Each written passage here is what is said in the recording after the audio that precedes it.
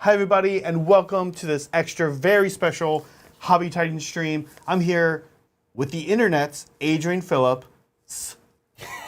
Not sure what happened there. But I do know what's happening today. Chaos.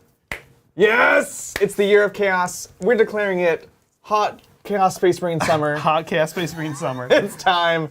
And we are here with the next two Chaos armies for the studio. We, of course, have the Alpha Legion, which is voted on for this year. Very exciting. We've got some amazing models to paint for them. And also the Thousand Suns, which I'm going to be doing lots and lots of trim on today. Yeah, now last time we painted some Thousand Suns on, that's because it's actually been a while since we painted some Thousand Suns. Last time we painted Alpha Legion on stream was a few weeks ago. Kat and I painted a couple of Venom Crawlers. Just so you guys know, we're going to do something a little different today. I came to that stream with them already airbrushed. Yeah. Well, today I'm going to actually show you, some folks have asked how we got that kind of candy coating look, and I'm actually going to do that today on stream. I think that's great. We've got them, they're black, they're shiny, they're not wet, it's a gloss primer. We'll get into it. Are you ready to get into this? Let's get creative. Let's get creative, folks.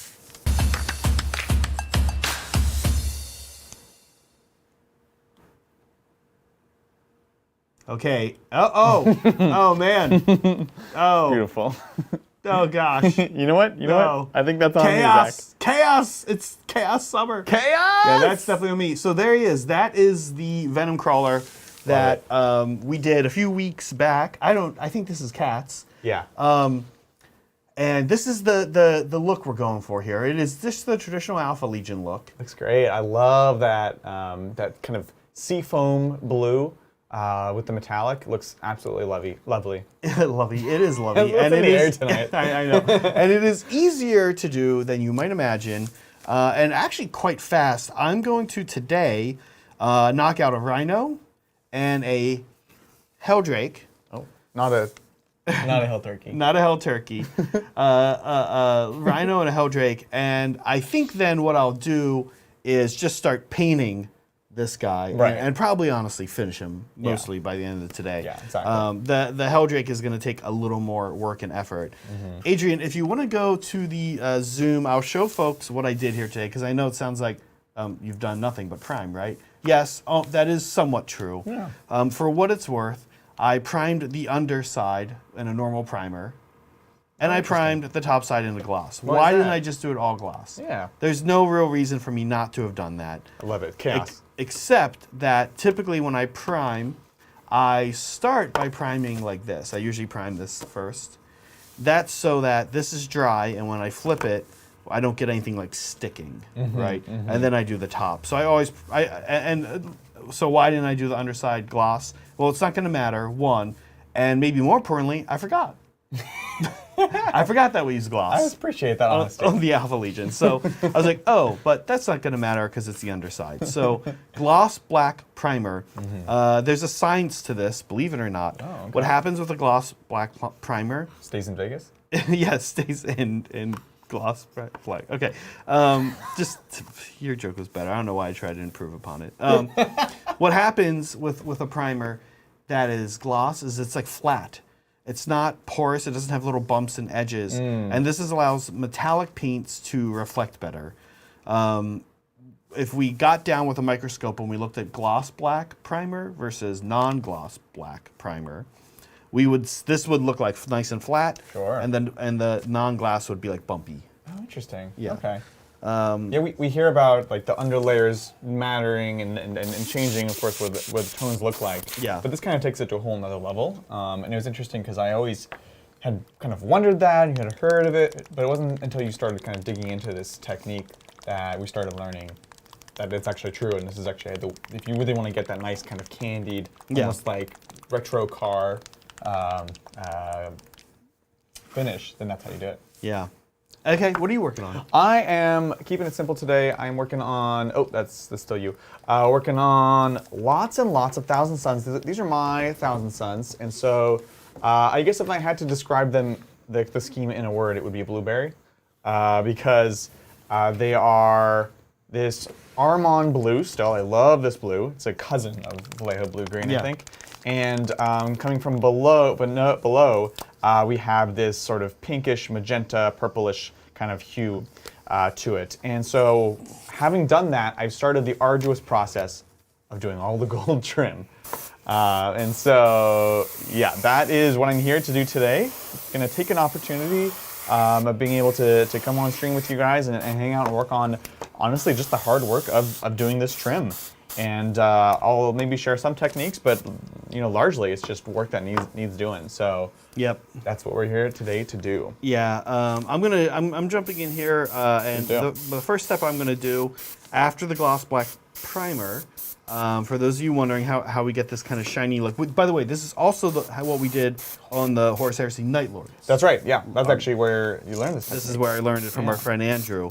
I'm copying his technique. So what I'm now doing is I'm taking a dark silver. In this case, I'm actually going straight to lead belcher. Andrew had us first use like a black silver, and I forget the name of the GW one, but I didn't use the GW one on the Nightlords. I used a Turbo Dork one called Black silver? Black Ice. Black ice. They call it black ice. That's right. Yeah. And I used black ice, and then I used this. And when it came time, Andrew's a fantastic painter, but he is a. It is not what he has to do all day, all the time, like me and you. So he's not always looking for shortcuts. Yeah. And I kind of looked at it and I kind of wondered, could I skip that super dark silver black? Exactly. And I did, and I found that it was fine. So I'm skipping that. I'm going straight to lead belcher. I kind of consider lead belcher a dark metallic, but 100%. I don't know. He didn't. So Interesting. It's always good to sort of be self-critical of your process. I think sometimes it's always a work in progress in kind of figuring out the color scheme and how you actually come to it. Yeah. And so sometimes we want to have extra steps that turns out we actually don't need. But then you get kind of superstitious. You're like, well, maybe I need it because this reason. So you're able to kind of like take it through and then test that, which is nice. Always gotta. Yeah, I'm always trying to chop out steps. Yeah, And seeing that's essential. If the gain is like what happens, right? Yeah. Yeah. Now, earlier Adrian referred to this Helldrake as a Hell Turkey, and you guys might have heard I had a little bit of a rant. About a week or so ago, about how I don't understand why anyone ever called it that. Yeah. And it just doesn't look like a turkey. It doesn't. It looks so cool. It looks like a dragon. I know. I don't know. It's not even a bird. It's the plane. I never understood it. I'm so glad that somebody, in this case Adrian, is on my side with this. Very much on your side. Everybody I know really decided that this is the Hell Turkey, and that Hag Queen for Daughters of Cain is holding the sippy cup. So like, I can't help you on that one, but I mean, that's not a sippy cup. No. It's exciting seeing everyone in chat. Let us know what you guys are working on. Yes, please. Game of Field, hope you're feeling better. Having a rough day today, so we're here for you. And of course, if you guys have not noticed, we do have a poll in chat. Yeah. I don't want to accidentally close it. I want to see the options fully. So there you go. Here you go. Which CSM are more/most coolest? Yeah. Their three options are Alpha Legion, Thousand Suns, or these are Nerd Legions. Neither. And unfortunately for us, that one's currently in the lead. Look, you're not wrong. I was like, you know what? These two legions are, well, first of all, they're definitely my two favorite legions. Yeah. And exactly. in 40K, I'm a nerd. So yeah, I was, true. I was like, these are nerd legions. It is such nerd legions. But I was thinking, like, I kind of wanted to close the poll and reopen it, and I went to ask everybody in chat, which one of these would you rather have a summer internship with? That's amazing. The Thousand Suns or the Alpha Legion? We can do that. Do you want to do that? Well, we can ask. In general, we're gonna have a whole summer of chaos. And we're gonna. I want to know who is the best Chaos Space Marine to have a summer internship with. Yeah, I think by the end of the summer we'll definitely have an answer to that question. Yeah, I think so. I think so. If you guys want to get your responses into this poll, do it in the next few minutes because we might be polling it down. Yeah.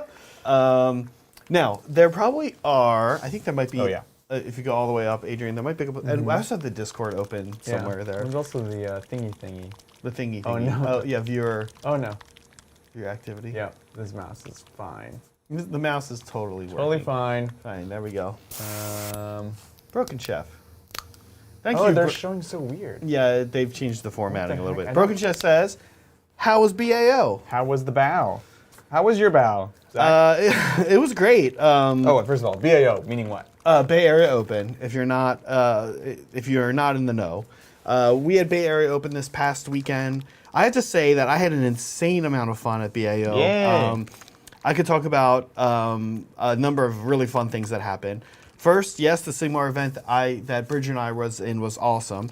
I did okay. I came in 17th out of 40 something. Okay. Had some really good, really tight, very close games. I had my first bye. You had your first buy. And I got to tell this story because it's pretty funny. It's pretty funny.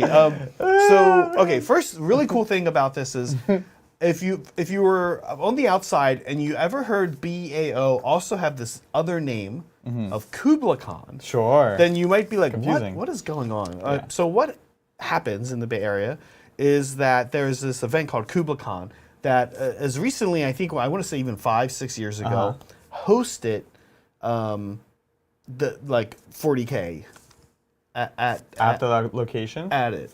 I believe so. So- at some point, maybe longer ago than Not that. quite. Well, it's always been the last.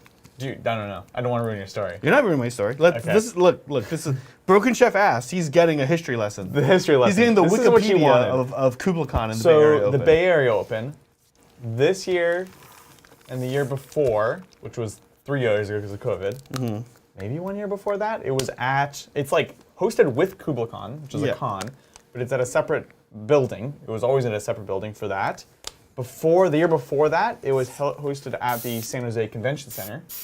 And before that, I think was the years when it was at the barn, which I don't remember where that was, but it was at a different location. So This is the Bay Area Open? The Bay Area or Open. Kubla Khan. Okay. Yeah, it has been sort of run as part of Kubla Khan for the last 2 or 3 iterations.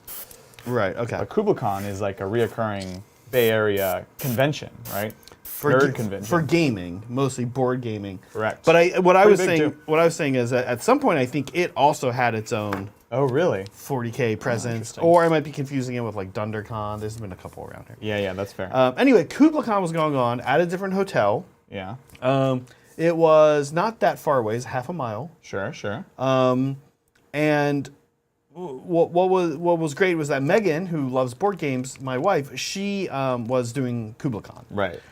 So each morning she dropped me off at my hotel. I went up with my army in a tray, and then she drove over, she parked, and then went to Kubla Khan. Sure. Well, the very first morning of the Sigmar tournament, we did some stuff the night before too, which was really fun at Kubla Khan. I'll talk about a little later.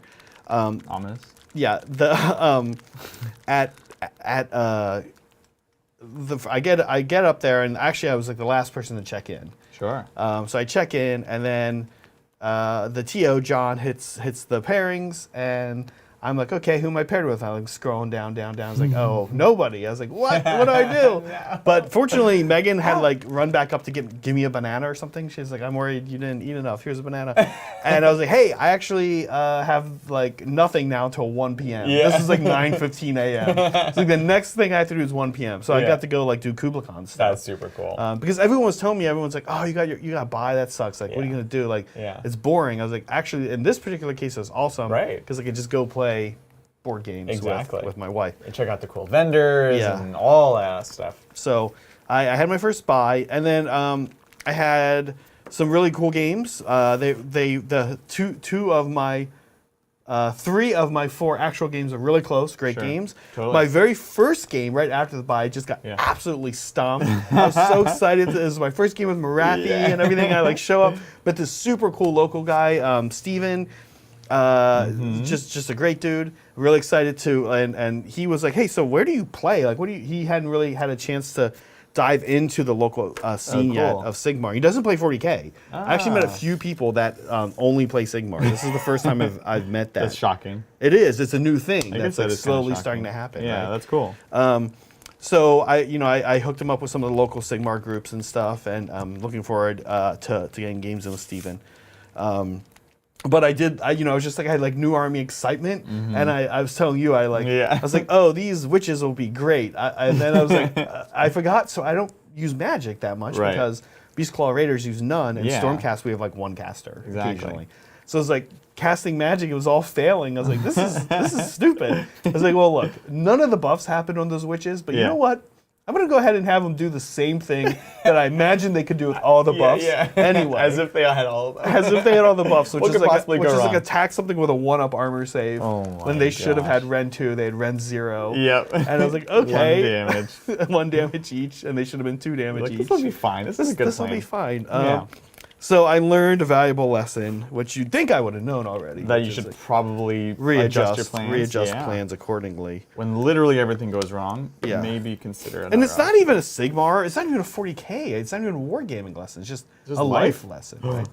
But I was too excited. Anyway, my other games are way closer, and I had a great time. Bridger did amazing. Bridger got 5th. Bridger got 5th out of a field of almost 50. He's a madman. He lost only 1 game. Yeah, he had his, what was it 6 magma drops? 6 Magna Drops. And what's hilarious about that is it's like the worst list he could have taken. Yes. Taking more infantry would have almost certainly been better. But he's Right. like, nah, I just want to carry around 6 models.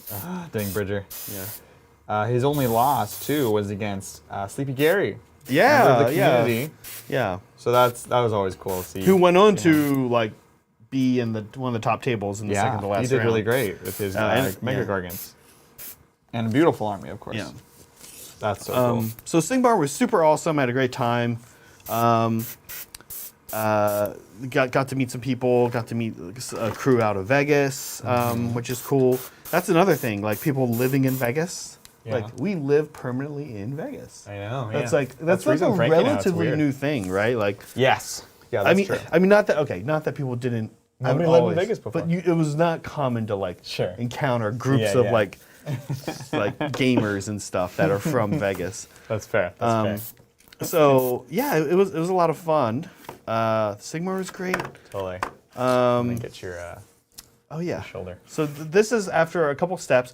We've done the lead belcher, and then as you can see, I've started to build highlights up underneath, and the highlights are the highlights are here Runefang silver. So we're just building up a little bit underneath. Of course, ultimately, this is all going to turn aqua. Aqua. Beautiful Lovely. I like it. Alpha Legion aqua. Okay. Now, before I played Sigmar, I did on Friday night, I was finishing up my army. Meg was like, as we were getting ready to leave, I was finishing up a display board, and Meg was like, hey, there's this other painting competition, Yeah. and the painting competition is like just a generic painting competition, and she was like, do you have anything to enter? And I was like, I don't know, what I don't know. You like, have models. I was like, yeah, I have a lot of stuff, I guess, and I was like, okay, I'll tell you what, I'll swing by the studio on the way up tonight, and I'll pick up Kragnos, Yeah. and I'll take Kragnos up, and which I painted here with you, right? Yeah. On stream a few months back. So I picked up Kragnos, and I entered him, and they had different categories. I see Meg's mentioning these categories in chat. They had like youth, Yeah. journeyman, and masters. And I was like, you know what? I'm just gonna like enter him in masters and see what happens. And then I go in and I took this speed painting competition like fun thing with Megan. It was super cool. We got these really cool miniatures from it's a local producer. Meg, if you remember the guy's name who makes those miniatures, but they're really cool. And the line we got is this line of like rabbits Yeah. that are based off these like medieval tapestries. And they're like riding dogs, and like there's like all these dog, rabbit, and snail themes. What? There's like dogs, rabbit, and snails. That's odd, all but over I the love place. it. All right. And they look really cool. Okay. Fair enough. So we got that, and we got just one brush, and we got a little palette of paint, and we had 45 minutes to paint. And Megan That's and so I did our best. We did not get in the top 3, but I think ours came out pretty good. Somewhere there's a picture of those. Yeah. So then I came out, and I was like, all right, let's see who else is entered into the Masters category. Wait, hold on. What? Why did you enter the Masters category, Zach? Oh, well, when I got there were only like 2 or 3 other ones that had been entered. And you're like, oh, I could totally do this. Yeah, and they looked be great. good, but I was like, oh, I think Kragnos looks like at least as good as these. Right, yeah. Then when it came out, there were like multiple busts and like pieces in there by world-class painters. Like I'm an army painter, right? But Yeah, these yeah. were like amazing. I was Sure. like, oh my God, what have I done? I was like, I should have entered journeyman. I was like, I cannot believe I did this. I was like, they're gonna call me back here on Sunday when they announce the winners and give me a dunce cap. And put you back in the youth category. Yeah, they're gonna be and like, you'll still lose. Yeah, yeah. I was like, oh my gosh, I cannot believe this. I felt so stupid. Had the event all week long. My friend who's in the chat sometimes, Bryce and I both got our armies in the Sigmar event in the final 5. Yeah. So judges came and we scored in the top 5. That's cool. But neither of us won best painted. And I was a little bummed. I was like, well, that's okay. Like, that does happen. Like, I Sure. don't expect to win that, but it's cool to get in the top 5. We've talked about that before. Right, Yeah. exactly. But then once you get in the top 5, you're like, oh, maybe I can do it. Maybe. Yeah. But then Meg messaged me. She's like, hey, you got a bronze award for your Kragnos. I was like, what? It's so cool. So he's back. It's back here. I'll show close up. I got this little Kubla guy right here. I'll show him later. I have a picture. And it was pretty cool. And then I got to have this kind of one-on-one with one of the judges, who's like this world famous dude. And I literally forget his last name. His first name is Laszlo, which is kind of a unique name. Sure. If anybody knows. And he told me a lot of cool stuff. And actually, the way he explained stuff to me, like within the first, Skull and Crown Minis was the guy who makes the rabbit tapestry things. That's great. Within the first 30 seconds, the thing he told me was like, I had one of those moments where he told me a piece of advice. And I was like, oh. Yeah, that just stopped there. I can just work on that for the next year.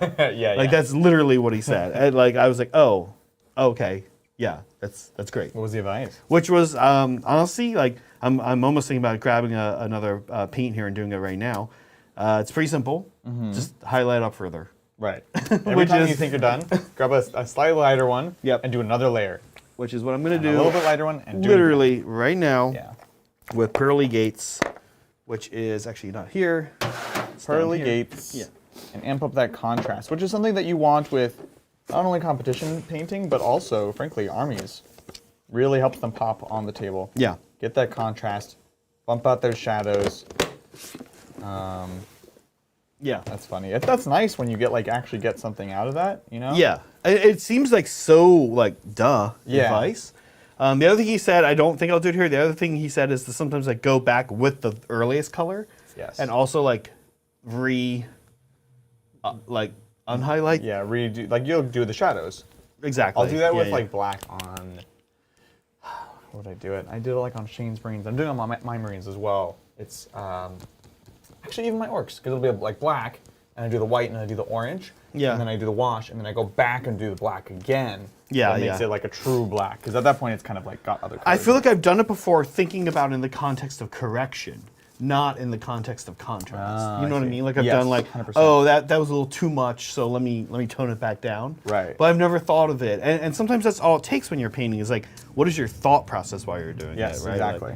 Well, it's funny because it's my mindset, which is not a good mindset, would be what could this guy possibly tell me in this few minute conversation that will help me, Yeah. And then there it is, right? It's oh, yes.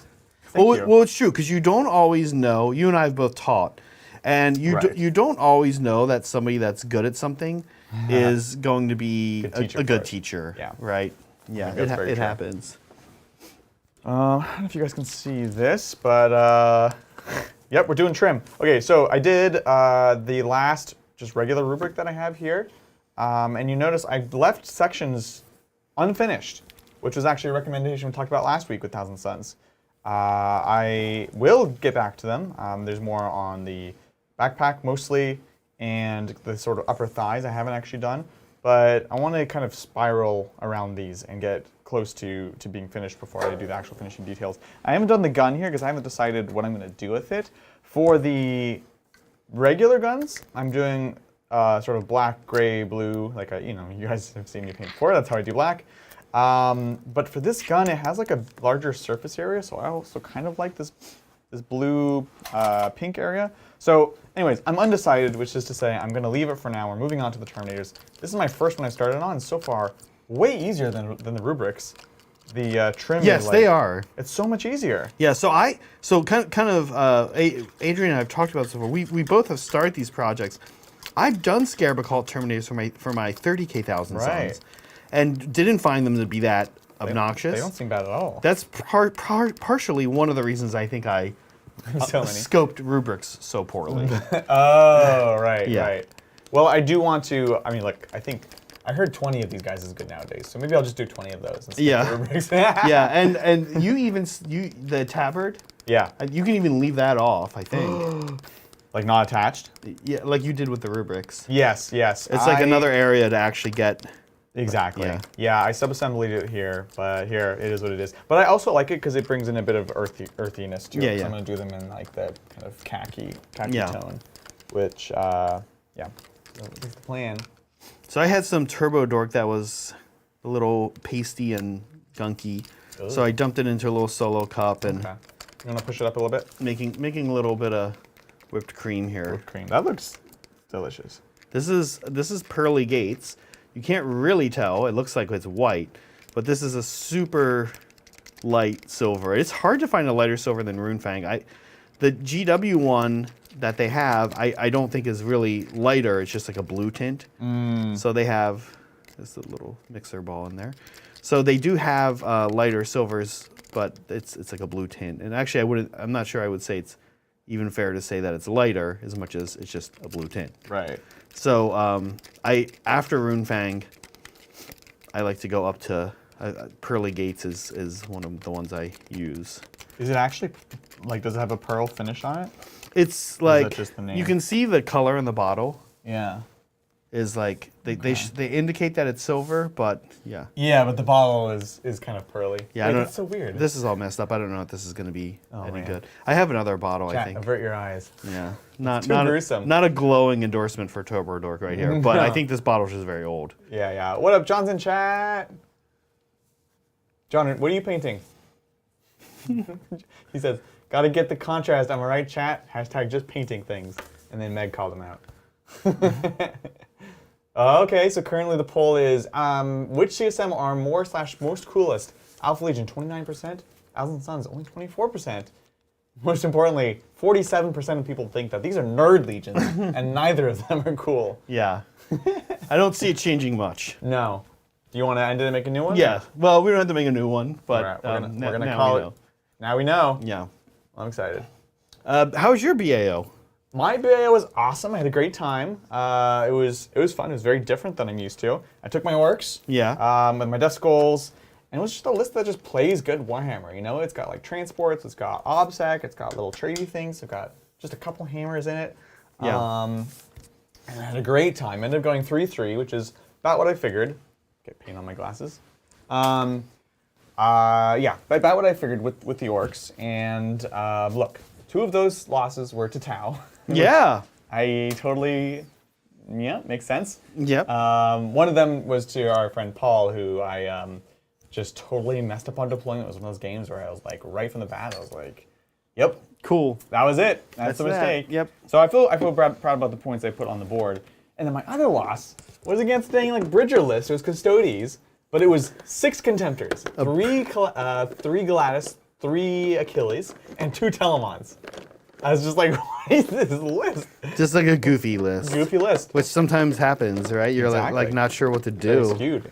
I almost, it was 80 to 87. So it was a good game. Honestly, came down to me not making a charge at the very end to swing onto a point and get the last. So it was a great game.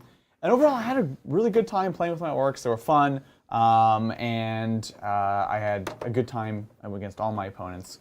In the last round, too, I went up against Graham, who is a local, and I had just met him like the night before, literally. Oh, right. Yeah. And we get here, I was like, oh, cool. And I'm playing orcs, and he's playing necrons, and we're like, okay, we've like reached the orcs and necrons tier of like, the tournament, you know? Yeah, and we're yeah. like, this will be fun. And then the stream guys come over, and they're like, oh, like, look, we're tired of these, like, we had our buddy Jesse on for 3 games in a row. They're like, we want a fun game. We're like, oh, okay, so you come to us for a fun. All right, fine, let's do this. So we hopped on stream. We had a fun, super cool game. Orcs versus Silent King, all that stuff. You can see it on Frontline Gaming on their Twitch channel. It's in one of the videos. So it was a ton of fun. And so yeah, I had a great time playing my orcs. It was weird not doing like the super meta thing, right? But it was fun. And Yeah, I mean, like, honestly, how was it? Would you do it again? I'm of two minds about it, to be Yeah. honest. I'm torn. Because on one hand, I was way less stressed than I would normally be. Yeah. I was like totally chill. But I also like to compete, you know, when I see Yeah. like my friends like doing well, and I was like, I want to, you know, play in the sandbox too. Yeah, and yeah. like show what I can do. Yeah, yeah. So I'm very torn about it still. Yeah. And I think it'll just continue to be kind of an exploration of like, how do I feel today about this thing, which is fine, you know? I had a good time, I have no regrets for sure.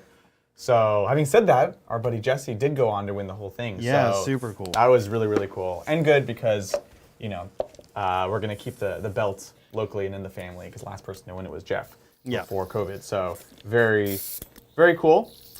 And yeah, it was just great. I felt like I like knew half the people there and the other half the people knew me. And so you were just like talking with everyone. People would just come up to you like you don't even know and you just like start chatting because they know the channel or whatever. Yeah. And that's just so much fun.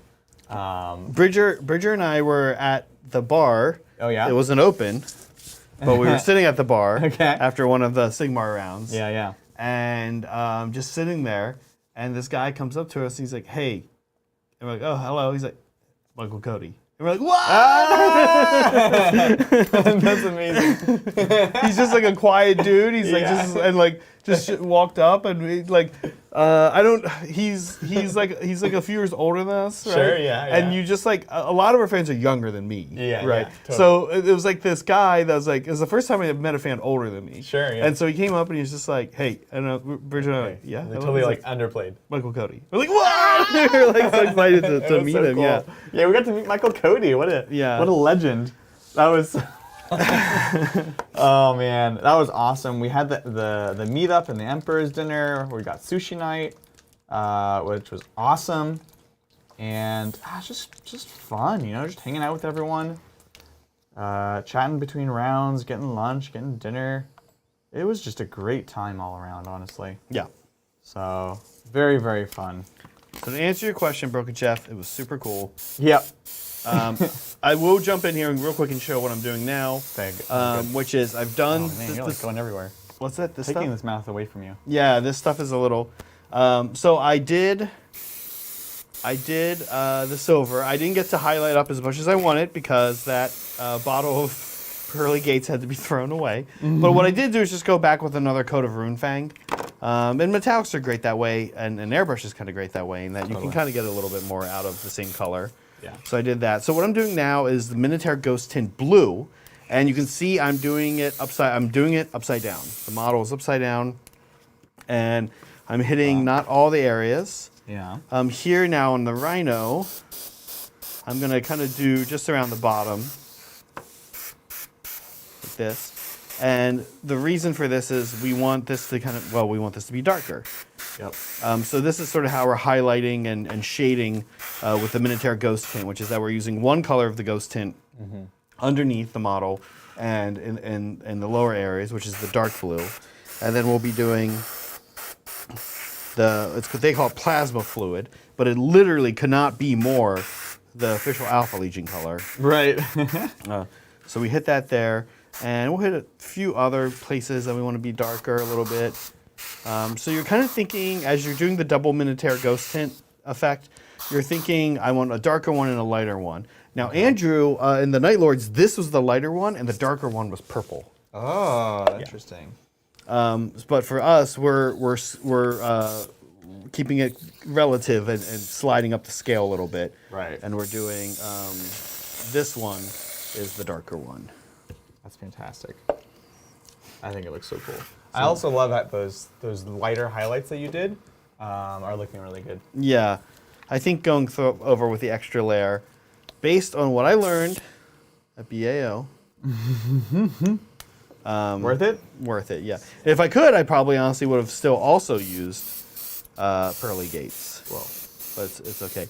We also do have another effect that we do that wasn't on Andrew's Nightlords that I tried out and really liked, which was we do use another Turbo Dork. We use one called Mother Load, which you guys have seen me use before. I've used it to make terrain. I've used it on my daughter's Arcane to add like a Mother of Pearl shimmer.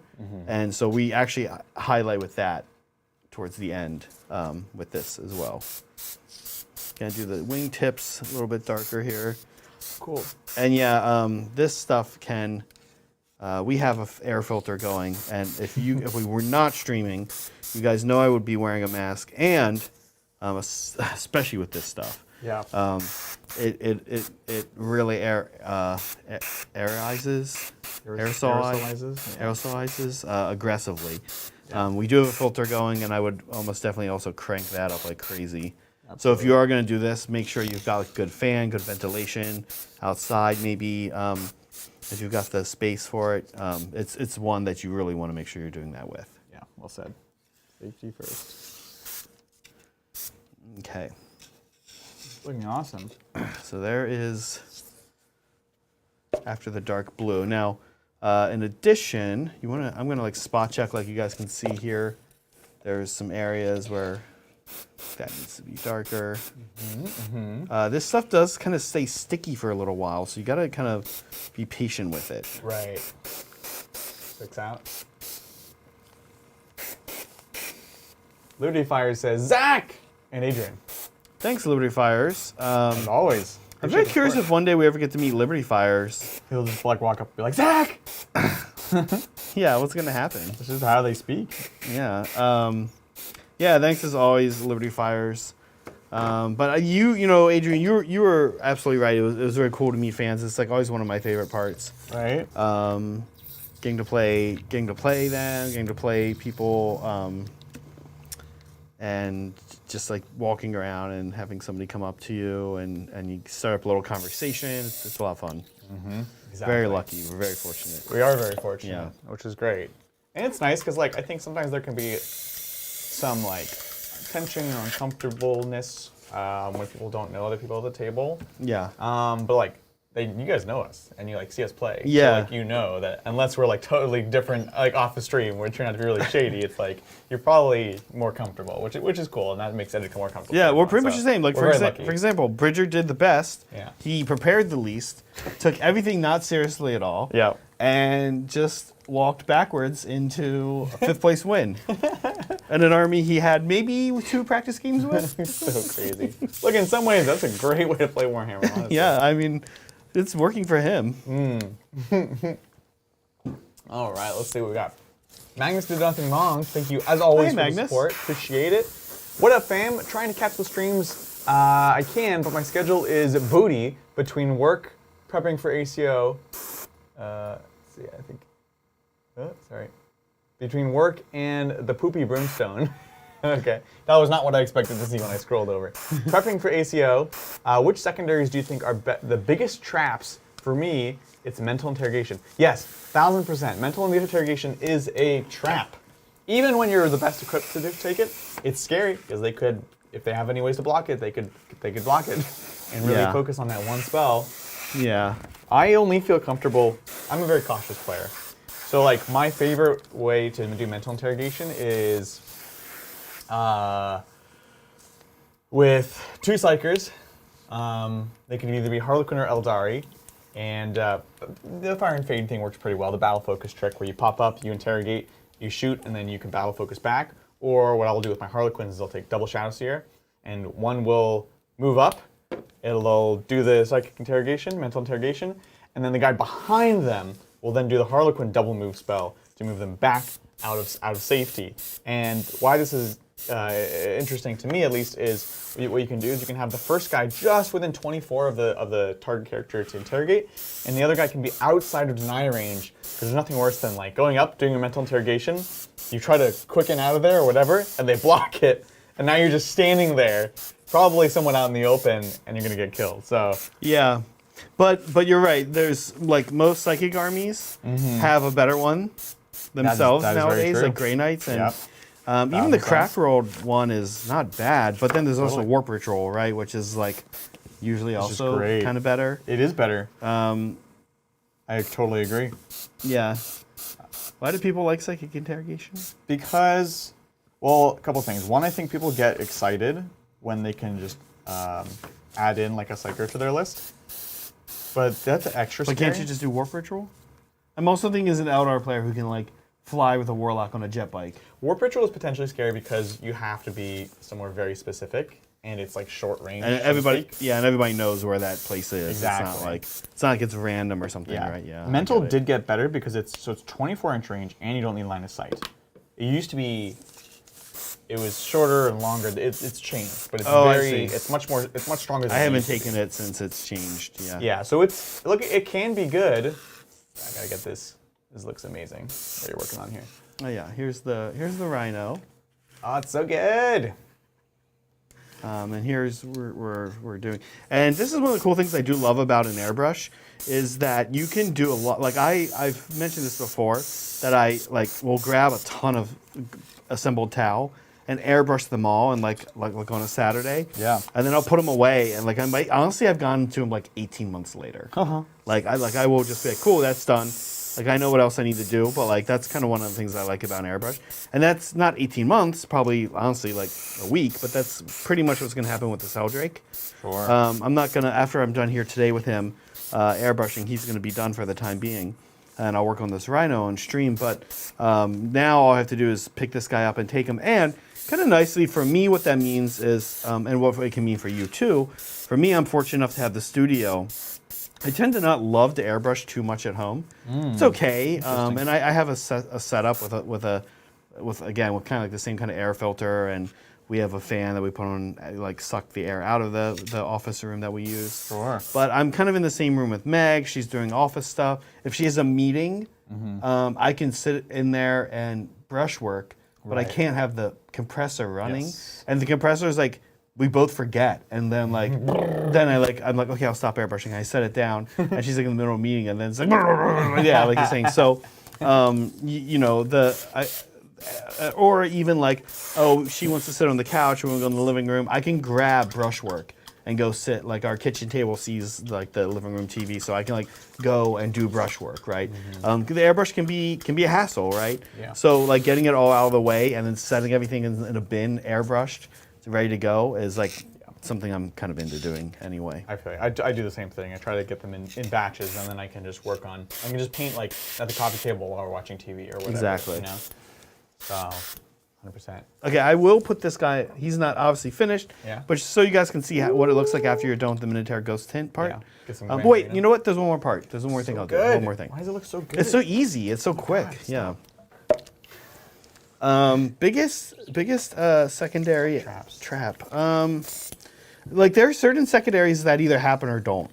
Right. And like when that happens, you're like, yeah. I know another one you can't stand is No Prisoners. Yeah. Or no, Grind Them Down. No, grind them down. Grind them down. Grind them down. I hate grind them down. It's a trap. It's always a trap. No Prisoners is like you either know it's gonna work or it's not. Yeah. They can't like hide their whole army, right? Yeah. And if they can hide enough of their army to make No Prisoners not work for you, you probably shouldn't have picked it.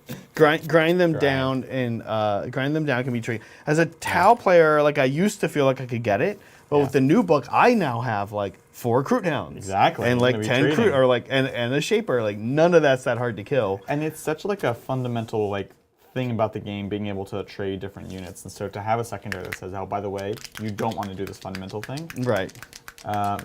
Or like, yeah, go ahead and try to do the fundamental thing, and then like make sure you do a lot more also. Yeah, exactly. Right. And you don't know if you're going first or second. And that determines so much about like being able to control that secondary. If you pick grind and you go first, well then your opponent always knows exactly how many kills they need to deny you of that. Yeah. And they could be like, well, I'll just do this thing, Yeah. I think there's been a lot of discussion, maybe this is why Magnus did nothing wrong is asking this question, but there's been discussion lately in the competitive community about assassination being a trap. I don't think that's a universal rule. I think it can be, and you need to really take a hard look at yourself and decide, are you going to get into those characters? Yeah. Or are you at the very minimum going to force your opponent to play counter to the way they want to? Or yeah, just like conservatively with their characters, exactly. Right? In a way that is like not, is like hurting them. Right. But then is that worth it? It's like, cool, I got 3 points, but I made him play kind of goofy. Exactly. Like, cool. When I try to be pretty open when when you play people in tournaments, a lot of time you'll kind of say like, oh, I have this many characters, I give up this many, no prisoners, whatever. Mm-hmm. And I'll be pretty frank about the assassinate thing. It's like, oh, I have 4 or 5 characters, whatever it is, but these 2 are like buffing guys. And I'm not saying that to like make them not pick it, but I just want them to be aware of like, it's the caveat of less. Technically I have the points, but here's the role that this unit is going to be taking throughout the game, in case you don't know. Yeah. You know, if it's Drukhari and it's like Draz and Incubi, Succubus and stuff, then it's like, yeah, they kind of need to use that. I'm just thinking, like, the way I played the Dowith Tau, I don't know if I think I've lost a Shaper. Yeah. I'm not sure if I've ever lost a Ethereal or a Cadre Fireblade, and I'm never going to lose a Crisis Commander. I think that's 100% a good call. Didn't there used to be a secondary that was like kill the 3 most expensive units for your opponent? Or was it just the opposite? Am I just thinking of to the last? Yes, maybe. Something that sounds quite familiar. Bring it down is like that now in a Tempest. So this is the cool step I added. I'll show you guys this real quick. I'm using this Mother Load, and kind of over top of this, I just find a few areas to hit, and just add a little bit of this like iridescent look, because I don't know, I like it with Alpha Legion. I don't know. It's just like, I don't know, it's cool. That's the best reason to do. Yeah, I think. Well, we joke about like doing the nautical theme. Yeah. And I think that it helps with that. So it just also adds like a little bit of visual interest that doesn't happen right away.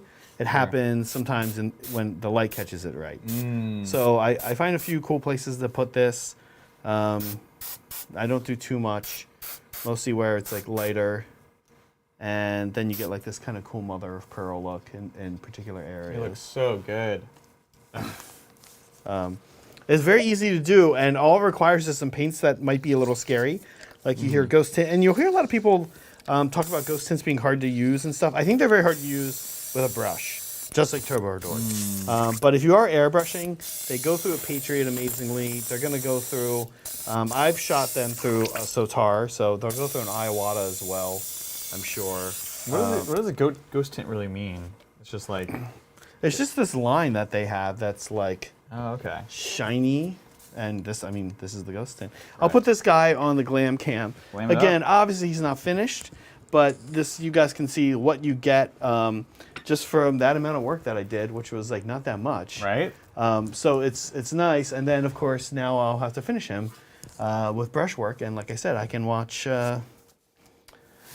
Bob's Burgers. I can watch, or then on Apple TV right now there's a show that's like David Attenborough. It's like dinosaurs. What? And the CGI is like pretty good. What the heck? It's like kind of amazing.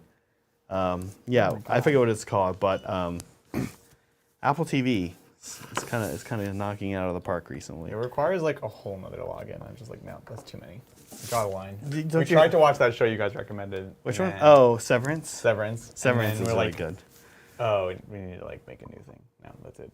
Yeah, That was the bar. It's good.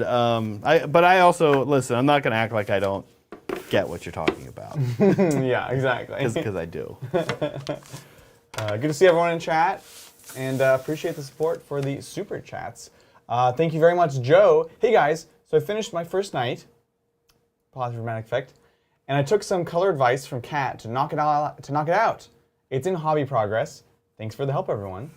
Oh yeah, Joe. Let me see if I can. Yeah, so if you can pull that up. Let's take a look at Prehistoric Planet. Is it as good as Walking with Dinosaurs? It's better than Walking with. It's No, significantly better. that's not possible. It's good. Oh my god. Chat, help me out if any of you have seen it. Is it better than Walking with Dinosaurs? I think it's pretty good. my It's God. David Attenborough. I mean, that's pretty good. And it's cool too, because like they show like it's like modern updates on things. So like a lot of them have feathers, Yeah. which is pretty cool. Let me see. Okay, hobby progress. Joe, I'm assuming. Let me know if you're in chat and you have a different name. Yeah. Big Game Hunter. That was it. Kill the 3 most expensive. You're like, I could totally kill those 3 Riptides. No, you can never. You'll literally never kill them. That was always a trap. So look, if you're playing 7th edition, still, don't take that second. Yeah, Joe. If this knight is yours, that's like this green and pink. It's looking pretty cool. Oh, I love that scheme. Yeah. What? That looks amazing. That's really cool. Yeah. Okay. If it is, let us know your username if you're comfortable doxing yourself. Yeah, or just tell us what the color of the night was. Yeah. I think that's it. I mean, that one looks good. I think that was even it. if that's not yours. Because I looked at these today and I don't think I saw another night. Right. Yeah, that looks cool. I like this. I like mint. It's so good. Mint goes really cool. This mint kind of color, like I love the way it plays with metallics. It too. has like a nice retro-y kind of feel. Yeah. It's like that pastel-y green. Melody is offended by the feathered dinosaurs. Boo, feather dinosaurs. No, Kijan, we haven't talked about the new Warhammer game announcements. That's because Zach doesn't like video games. It's not that I don't like video doesn't games. know how to play them. Well, that's I guess probably somewhat true. I also just don't play them. They announced like 11 Warhammer games today. I saw that, and like it was a surprise to people. Like no one was like. No, it was not a surprise. Okay. This was like known that there was going to be. It was like the Warhammer sort of digital reveals day. Look, the Dark Tide trailer looked amazing and got me super excited for it. And there's a weird Rogue Trader one, which I haven't really looked into like the gameplay mechanics, but it feels very similar to like the Chaos Gate that just came out. But it's also weird because it's like a turn-based game that's like CGI, like 3D CGI, but then like the trailer has half like pseudo like cartoon like anime. It's not full anime, but like. Those are just like cutscenes. Have you watched the Hammer and Bolter? A little bit. Yeah, so it's like that style. Okay. The trailer starts like that, and then it starts like interspersing with like the actual in-game art style, which like doesn't mesh at all. It's very weird. It's very weird. Anyways, most importantly, Space Marine 2. Yeah, again, I always say I should play video games, but I never do. Look, you don't have to. I know. I feel like I should. I feel like I'm missing out. People get excited about these things, and I'm like, yep, guys, I have no idea what you're talking about. Yeah. You're missing out, man. But I don't know. I don't even know like what Xbox we're on anymore. I've become really old, like a real old man about it. Well, I'm off of the consoles. That's for old people. The fact that you asked that shows you're old. Concert, really? I mean, I feel like my nephew, who's like in high school, is like super into. He's in high school. Oh, so for high schoolers and old people. No, I don't know. I'm a PC person, though, because I don't have time to like get all those consoles. Oh, I also don't have a PC. Oh my god. That's another issue. Oh. And like I don't like PCs. I like don't like the way they work. I don't want to start this battle. No, I mean I'm not saying that like Macs are better well, and saying PCs don't work. I guess I'm saying like Oh, what did you for say? how I work they just don't like them. Yeah. I guess the big thing is I just would like to be able to go a day without McAfee and Norton reminding me that I need to update my antivirus. That's because they're literal viruses and you have to remove them from your computer by hand, which is a problem. Yeah, I I just think it's perfect. I'm both. I have Mac and PC, so I'm like totally not. you're into like just like having McAfee and Norton yell at you every now and then. No, because I play games, and frankly, there's so many games that you can't get on a Mac. Yeah, it's true. And 95% of games nowadays, you can get on a PC. You don't need a console. And so for me, especially with the kind of work that we do with like editing and rendering and stuff, and before that when I was doing 3D CGI work, a good like rendering machine and a good gaming machine weren't so different. Oh, I see. And so there was just a lot of overlap. It just made sense. Got it. So that's what's up. It's not bad. You just have to remember that McAfee has found 13 potential Yeah. files. And Your computer. McAfee is expiring in 30 days. God, it's horrible. I have a desktop. I love desktops. I have a desktop and a laptop. They're both Apple. They're both Macs. Right. I don't use like, what is it? Gateway? What's Gateway? Isn't that the... Linux? No, what's like a PC called? PC is just like a... Personal computer. It's like it's just like a... Technically, it's non-denominational. Compact Dell, like that. But yeah, nowadays it's used to say, like, because personal computers is like a non-business computer. But yeah, Anyways. When our computer was down for a little bit, and we had to take it to the shop and stuff, I kept sending Bridger. I was like, "Hey, we should check out this place," and I'd send him an address to the closest Mac store. I'd be like, "Hey, I know it was horrible. I'd be like, what about this my place? God. We could probably not have any of these problems if we just went Not here." helpful. The worst. The problem. Okay, look again. Like you made me do this. I use both. I like Mac. I like PC. Yeah. But the thing that drives me crazy about Macs is they try to obfuscate everything. They try to like protect you from yourself. They'd be like, you don't have to know how this works, you know. Oh yeah, I guess I'm into that. So they like intentionally like dumb things down, which is like fine sometimes, but other times you actually need to like get into the thing. You actually need to get into the files on your phone, you know. Yeah. Which they've gotten better about, but. No, I know that's me kind of crazy. that is sort of a standard complaint, and there was something like that happened to me even the other day. Yeah. I can't remember what it was now, but Like getting files off of my iPhone is a nightmare.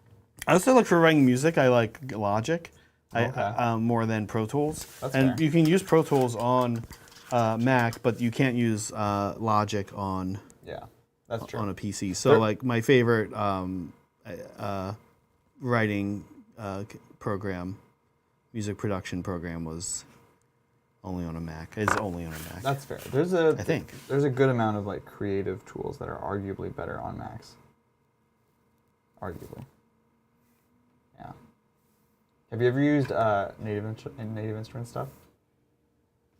More for like performance. Yeah, like in not position. 2004 Yeah. when I was in like my undergrad had like a lab Yeah. with that kind of stuff. Yeah, we had like a little MIDI saxophone. Heck yeah. I love it. Yeah. All right, let's see where we're at. Thank you. Oh. Thank you, Rudy Picardo. Hi, HT. I know I said it European. HT. I'm considering purchasing AK paints in the near future, but own many of the Citadel paints. What paint/paint sets would you recommend to add to their collection, and what projects would you suggest using them first? Okay. So, existing Citadel collection, adding AK paints to them. You know more about the AK line. The only thing I know is titanium white is magic, I love titanium And white. you bought the local game store out of all of them. So Yeah. I couldn't buy yesterday. Yeah, yeah. Actually, I did order a bunch from Jeff as well. Nice. First name basis, okay. Yeah, I love titanium white. If Kat was here, she would be furious with what I'm about to tell you. I love AK. Here's my big complaint about the AK line. Okay. With the AK line, they're not technically airbrush paints, but some of them work great through an airbrush, and then some of them don't. Yeah. And it's the same lines, the AK third generation line. So, and it's largely you can kind of make a guess based on colors. Like in general, bone doesn't go through so well. Oh, weird. That's like a standard color that is not great in an airbrush, right? Like, so like bone doesn't go through so well. And I kind of just feel like, I guess that's what I like about Citadel Air. Weirdly, Citadel Air, like I don't like White Scar at all. No, That's like the horrible. one color that doesn't seem to work all that well. And I use titanium white by Yeah, AK. perfect. So I do like them though. They have a really good like line of colors. Like they just have a lot of great colors. Yeah. Citadel has a lot of great colors too. What makes Citadel colors interesting, I think, is that it's that the colors are interesting. I think they really cultivate the colors to be in their world. Yes. They're like, this is a green we want. This green right here we don't want in our world. Goblin green. Yeah, exactly. So like, whereas AK doesn't do that. Every AK color, like they just have like more color. So I feel like the AK line. Oh, they also have really great metallics. I think their metallics are a little bit more like I'm trying to think how to say this, granular than Citadel's, and again often a little less unique. Like Balthazar Gold and like the weird metallics that Citadel has. Yeah, Balthasar Gold, which is copper. Right, like that's a weird one, right? Like they have colors that you just like don't normally like they're special. Again, like I think the idea of these colors in a lot of cases with Citadel is that there's something going on with them. They're like they're meant to be special. So I think it's a really good line. My recommendation would be, and I think Kat would say the same thing. So if you're airbrushing Rudy, which I always forget if you are or not, definitely the titanium white is big through an airbrush. Yeah. I love their inks. Their inks are actually different than, I've said before, they kind of sit in between Citadel contrast and Citadel shades. So they're not quite as gummy as a contrast, as jelly as a contrast, but not quite as thin. And I think I've found some great applications for those periodically, so I'm kind of into them. I would, I honestly would just get the colors you want. Like, go look at the line, because the best advice I could probably give you is go look at a shelf and be like, wow, that color really, like, I got to figure out a use for that color. Yeah, that's a great point. And you're going to see, like I said, you're going to see colors that, like, Citadel doesn't have. Right. And they have, I feel like the line, at least compared to the Air line, is more robust than Citadel. And I'm like the biggest fan of Citadel Layer. Yeah. I like base and Air. And I don't really use Layer very often. Most Layer I just change into an Air paint by adding thinner in the bottle and like make it so that it is an Air paint. 100%. So I would say just look at the line and be like, oh, cool, yeah, I need that color. Yeah, see what complements Yeah. what you already have and love from Citadel. Maybe won't get from AK. I will say that one thing I always kind of try to tell people, I literally not to yell at Melody for saying Pro Tools is better than Logic, or Sir Esco is saying how he loves Tamiya flat white. I think like in all of these tools, like it's really good to try them all out. Clearly, I think like one thing to remember is that they wouldn't exist if people didn't like them. Sure. And it's we don't want to think this way when we think about tools. We want to think about tools as being binary, like they're either right or wrong. There is a best tool, but that's not how people work, right? So like I loved the Minotaur white, the snow, and I still use those, but the titanium white is just like for what I like to use white for, which is to up the value of my models. Not monetary value, because that won't work. But the color value of my models, I think that it's like it works best for me. I've not tried the Tamiya white, but Sersko's a great painter, so he probably knows what he's talking about, right? Like I'm not going to be like, oh no way, that doesn't work. Like you know, and I think that's like important whenever you're getting advice on equipment. And then the other thing I've noticed both in the music world. Over the years and in the painting world over the years is that pros just don't care as much about equipment as they care about. They care less about equipment. Like hobbyists, like I would have these students who were adults and they're working at like major tech companies around here, and I was teaching them, and like first thing was like they would always be talking to me about gear. And like my home setup when I do music is like I have a little MIDI keyboard and I have an iMac. Like that's it. And I have a nice pair of headphones and I have a nice pair of speakers. But like you don't necessarily need all these other things. Like what is your goal? What are you doing? Like do you just know music theory? Do you know form? Do you know like when you're painting, like do you need all this crazy stuff, or like you know what I mean? Like I think gear is a trap for people a lot of times in hobbies. 100%. And it's fun. It's exactly. It's fun and it's shopping therapy, right? It's shopping therapy, And that's what is cool about it. And there's nothing wrong with getting excited about gear and trying new gear out. But like lots of times I think people need to be like, let me chill out and just like paint. Like just like practice with like these paints that I like, or like try new things out. Definitely. Wise words, I think. Wise words. Yeah, gosh, I don't know this Rhino. Turns out Rhino, when you have an airbrush, actually comes together pretty quick. Yeah. I don't know if you guys knew this. This is actually my first Rhino, folks. Really? Yeah, I've never painted a Rhino before. Are you done with it? No. But I mean, like... It's moving fast. I'm thinking. Yeah. I'm thinking, like, what else? No, it's great. It's an opportunity to do more. Right. Yeah. Just do more airbrush highlights. Yeah. go back and do more. All right, let's see. Now, one thing, I will say Sure. this just real quick to add on to this. Meg took a class at KublaCon on painting eyes and faces, Oh, nice. and this work she did looked amazing.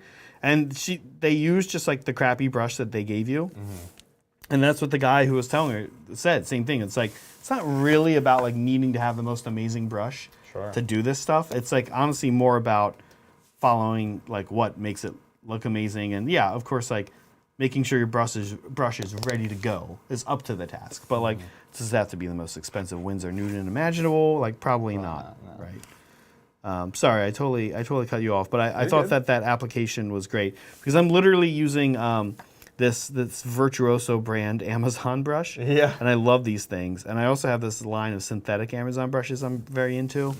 I do use my Winsor Newton, but like I feel like I'm always babysitting my Winsor Newton. Right. Like I was telling Megan this, I was like, I'll bust it out for things, and then I'm just like, I think I'm just doing the same things I can do without a Winsor Newton, but I'm just like holding its hand the whole time. Right. It's like this brush. I'm forgetting that this brush exists as I'm painting. A Winsor Newton, I'm like, oh, you okay? You okay? You okay? You're right. Yeah, you're right. You need me to use some spit? Do I have to? Ew. Do I have to stick you in my spit and like twirl you around? Like, what's going on? Moving on with everyone's life. Yeah. Thank you, Garrett Stacy. Somehow got roped into AOS a third time. You guys are killing it. Keep up the good work. Hey, appreciate it. Cheers, cheers, cheers. We love AOS, man. And on Tabletop Times, we'll continue to do AOS. We're just not doing a series currently. So, look, we all know that the Skaven and Sylvaneth book is around the corner. So, it probably won't be too long before we do another show. Yeah. I had fun playing last week, though. That was awesome. That was first time with both of our new books. Yes. Yeah. I'm having fun with daughters. Hoping to do get out to a lot of events with them and just kind of learn the army. Absolutely. It was interesting. I was the only one with that army at BAO, Which is crazy to me. but I actually did come to find out that it's not that popular or common of an army. I think it is it was a slog to paint. Yeah, that's true. To do it decent, I think it's a Yeah. slog. And to do like that nice build too. Like you could do an easier version of them, but I think it wouldn't. Yeah, it's a horde army, honestly. It's So so you're painting a ton of models. Yeah, Yeah. absolutely. Oh, cool. Melody's painting the new Arena of Shades. Oh, nice. Yeah, Nighthauntner is such a funky army.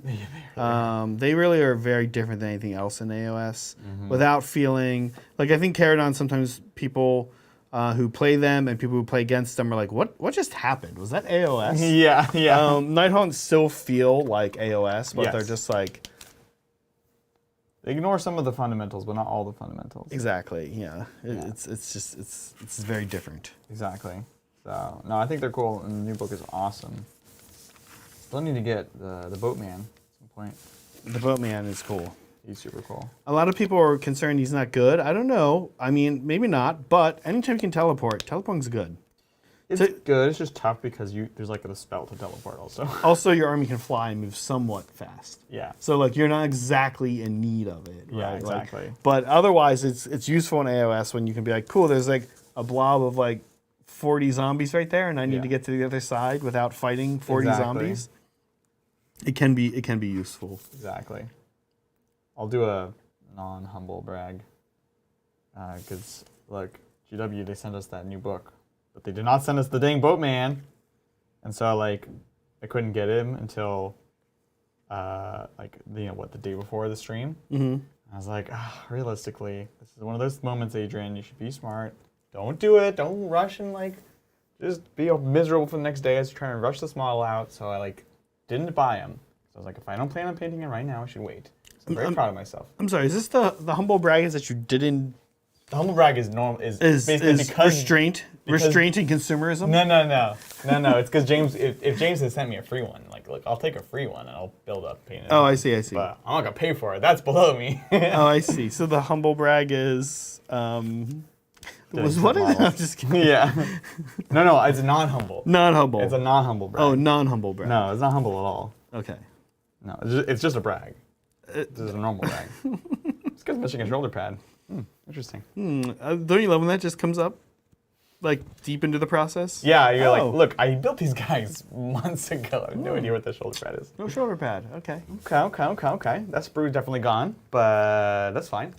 But listen, I have like boxes of them, so Oh, okay. not here anymore. Are they thrown away? No, I mean I if they come with extra shoulder pads, I have them. I just don't know if they do. Yeah, if they do, that's a big if. That big if. Yeah. We'll take a look though. Oh my gosh, yeah, rhinos. There's like not a lot going on. Really?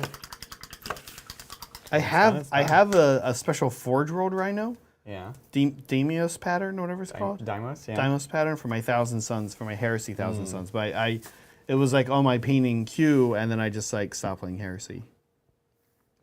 Checks out. So maybe I'll repaint it pretty soon. Now that I know that I can Yeah. paint a rhino in like 15 minutes. Exactly. I got lazy. I just started doing the shoulders and the crest because that's the easy one. I realized I brought all these brushes I grabbed. They're all mediums. Oh, this is a small. That doesn't feel like a small. It's a pretty. Yeah. Anyways, just working my way through the trim as we do. Yeah. What up, Cobra in chat? Oh, hey, Cobra. Thank you, Eamon. How are those Horus Heresy armies coming along?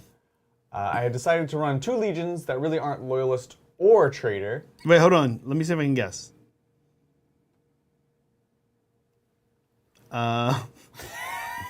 I'll just steal Oh, White Scars. You want me to? And Thousand Sons. You are incorrect on both counts. Oh, Did you hear that? I did. That sound like an animal against the window? Yeah, let's just keep going. Let's just hope that doesn't happen again, or escalate. or escalate. No, so it's Dangles. So Dark Angels as a Mark 3 and Alpha Legion as a Mark 6. Okay. What mark of armor do you gents enjoy? Liking the Loyalist Rhino. Great question. Thank you so much, Eamon. And greatly appreciate the support. Let's see. I like the Mark. I don't like the Mark III, personally, the bucket helms. It's a little Baroque. It's a little too Baroque for me. Yeah. Yeah. I think it works well for Dark Angels. Works well for like Iron Warriors. It should work well for Fists, but I still traded most, if not all of mine, for the Mark IVs when those were out. Same. All my Thousand Sons are Mark IV. Yeah. I did the same as Adrian. For the same reason, I don't love the Cataphracti. I like the Tartarus a little bit more. Same. I wanted my Thousand Sons to like be cleaner, Yeah, a little less Baroque. Exactly. Yeah. 100%. And I actually do legitimately think Mark IV might be my favorite non-Primaris. Mark IV. Yeah. Well, it's funny because it actually is like proto-Primaris, right? Like they have those helmets that look like the Primaris helmets. In Yeah. fact, especially at the time when they got made, like physically the plastic versions came out, it was like, oh, Primaris is a thing. And then also here's these like new Horus Heresy models that kind of look similar. So it was Yeah. interesting timing on GW's part. But I guess this is smaller. Yeah, definitely Mark IV, I think. I do like Mark VI too, though. Mark 6, I like Mark 6. Mark V is like what normal like Marines firstborn are, right? Firstborn? No, Yeah, those like- are Mark 7. It's after 6. Or it's 8. 8 Wait, is, really? is the first normal one. Yeah. Because what happens is there's the beakies, and then they like sever the beakies. They like, it's like a truncated design of that. So it's just like the rebreather, the thing in the front. So it's like, I think it's 8 Okay. or 9. What? We're Where? getting into What? like modern 40K at that What point. is Mark V? Mark 5 is. Take a look at Mark 5. I think Mark 5 is like late heresy. It's like the halfway version. Okay. Mark 5 power armor. Oh, but I'm gonna type it with just numbers. Power armor Warhammer. All right, history lesson. Do you guys have any idea how the Horus Heresy models size up compared to CSM models? Just wondering what the kit bash possibilities are. I think they're almost exactly the same size. The CSM might be a little bit bigger, frankly, because the Horus Heresy. They're bigger. They're bigger. The new CSM are. Yeah, correct. Because they match the old Horus Heresy, which is good. You don't want to invalidate all that stuff. Yeah. Is there like a non-spiky bits link? I refuse to click on that. Power armor, the wiki. 5 is bubbly. There is no Mark 5. Yeah, I think 8 is the collar. Mark 5 is the studded. The first studded one? Because Mark 6 are also studded on the shoulder. Mark 4 as well. Mark 4? I'd studded one. Yeah, I've studded one. Oh, they are. They do have some studded ones. You're right. Studs on the head. What the heck? But yeah, it is that transitional one. Interesting. Well, here's an image that represents an image. Oh, cool. I think that'll be helpful for you. Yeah. It's a little mountain and a sun. Yeah, and a sun. Yeah. We'll see It's if that cool. loads. Interesting. Yeah, I like Mark IV. I think Mark IV. I mean, the only like Marine Army I have is Mark IV. So I like it. Like Adrian, I made a call early on to like distinctly trade away all of my Mark III. And I also, while I was at it, like I was saying, I just felt like Mark III matched Cataphracti more, and Mark IV matched Tartaros more. Yeah. So was that part of your pitch when you would trade them away? Like, hey, you want these? You should also take. So somebody agreed with my friend Matt Lee agreed with me and won at the other ones. That's perfect. In both situations. So we were able to like do it pretty cleanly. Mutually beneficial. Yeah. As far as how the Horus Heresy armies are coming along, my fists actually have made progress. I went ahead and dug them out a couple weeks ago and started sorting through them, kind of seeing where I had left off previously. It's funny because actually when I was painting them last, I actually hadn't figured out my fists scheme yet. Like I was painting them in yellow and then washing them in an orange wash. And they don't look terrible, they just look different. So I think I might try to, rather than totally repaint those, I might try washing them in my Agrax, the way I do with my fists. And then I also busted out my, what are they called? They're not Sword Brethren, but they're like Blade something. Anyways, those Brethren. And so I started working on those, also because, again, also at the time, I hadn't really figured out my sort of recipe for black. And so these guys have they have yellow helmets, yellow shoulders, and yellow shields, but then their main armor is actually black. It's like the beginning of the Black Templars. Right. And they're like just black. Like I just painted them black. There's nothing else. Yeah. And so I'm like, okay, we can do a little better than this now. I have a sizable 30K Thousand Suns force.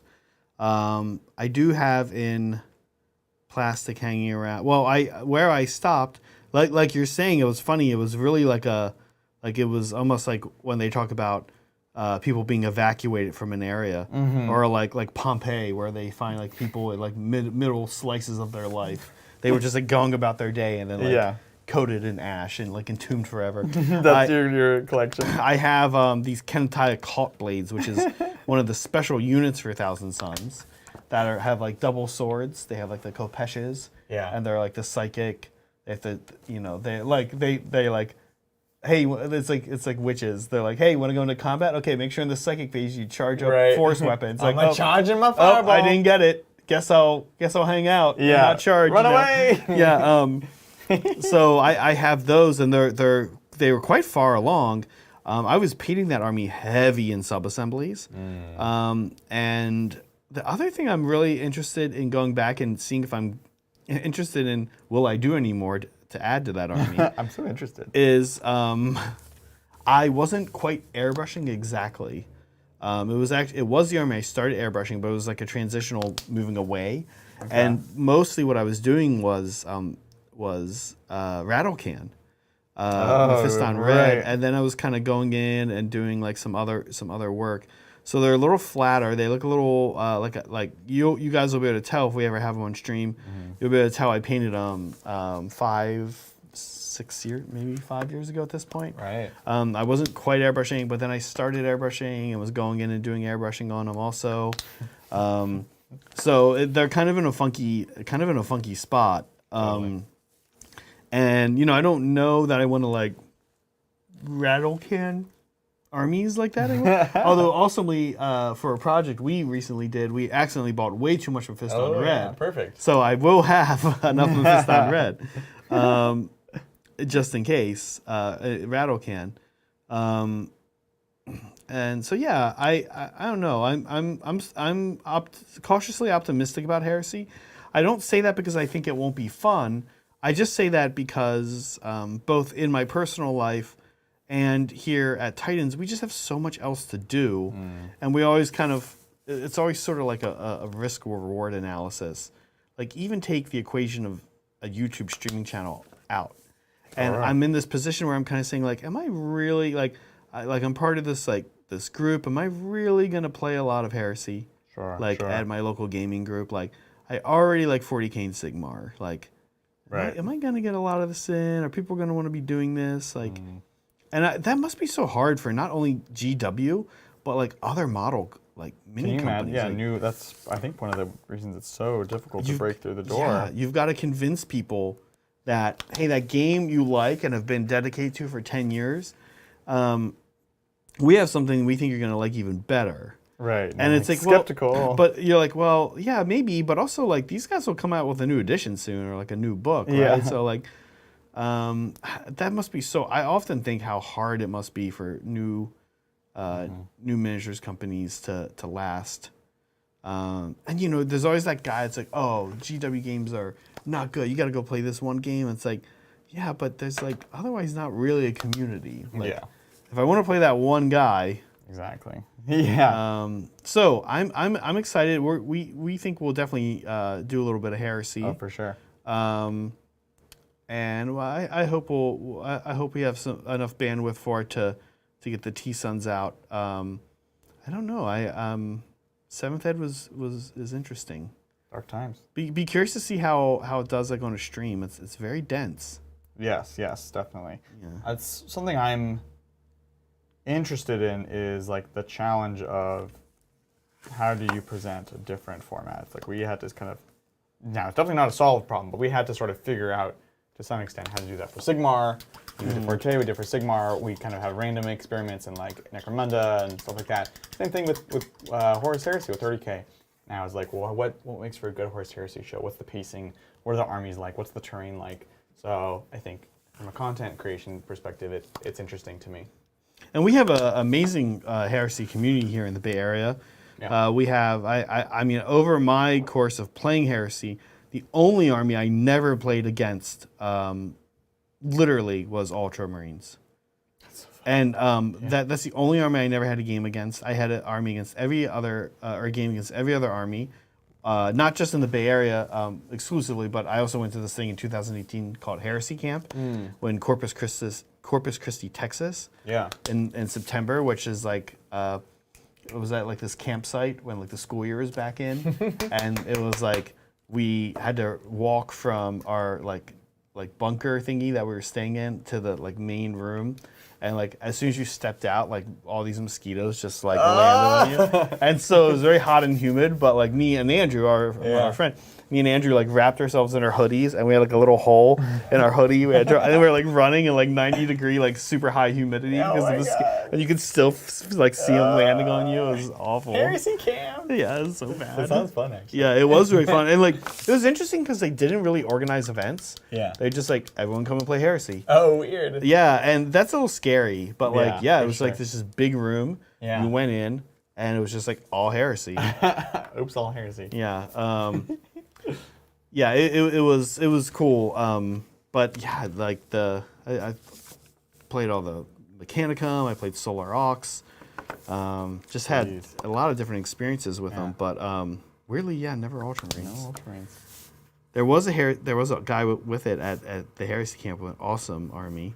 I remember he drove down. People drove from all over the place. This guy drove down from Wyoming by himself.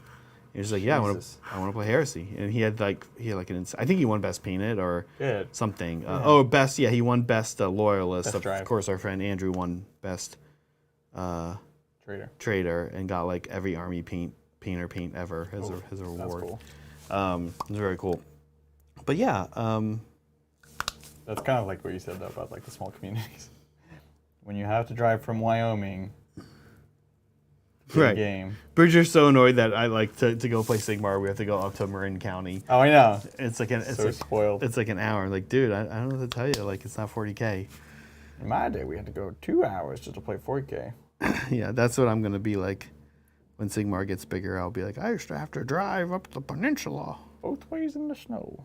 I'm like, what? The Bay Area. Factually incorrect. Like impossible, actually, in this climate. Well, not technically.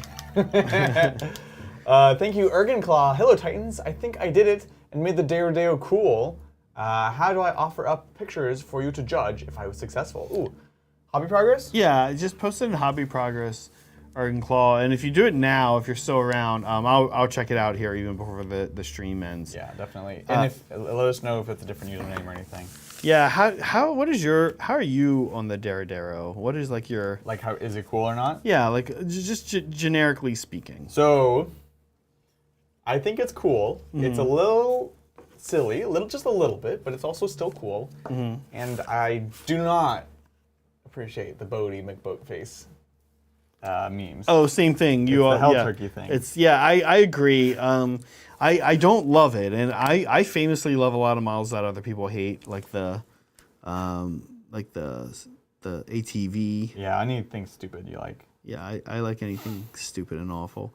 But this one I don't. I'm not into this one. Yeah? Yeah, and it's funny because I check myself. I'm like, wait, come on, you like all the other stupid models. Yeah, exactly. But I'm like, no, I can't What does this guy get do? behind this one. Wow. I just like it's cool because it's like a walking fortification.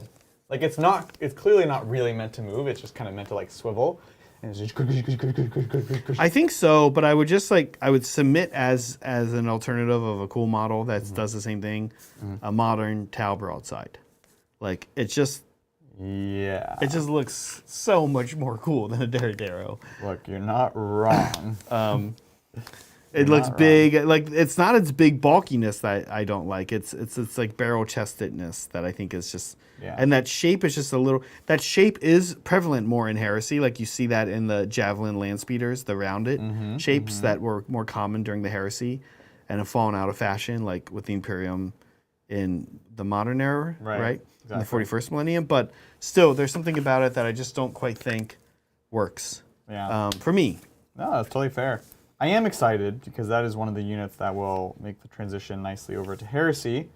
Yeah. Also, especially because it kind of sucks in 40K, and I don't know if it's ever going to get the love. The love.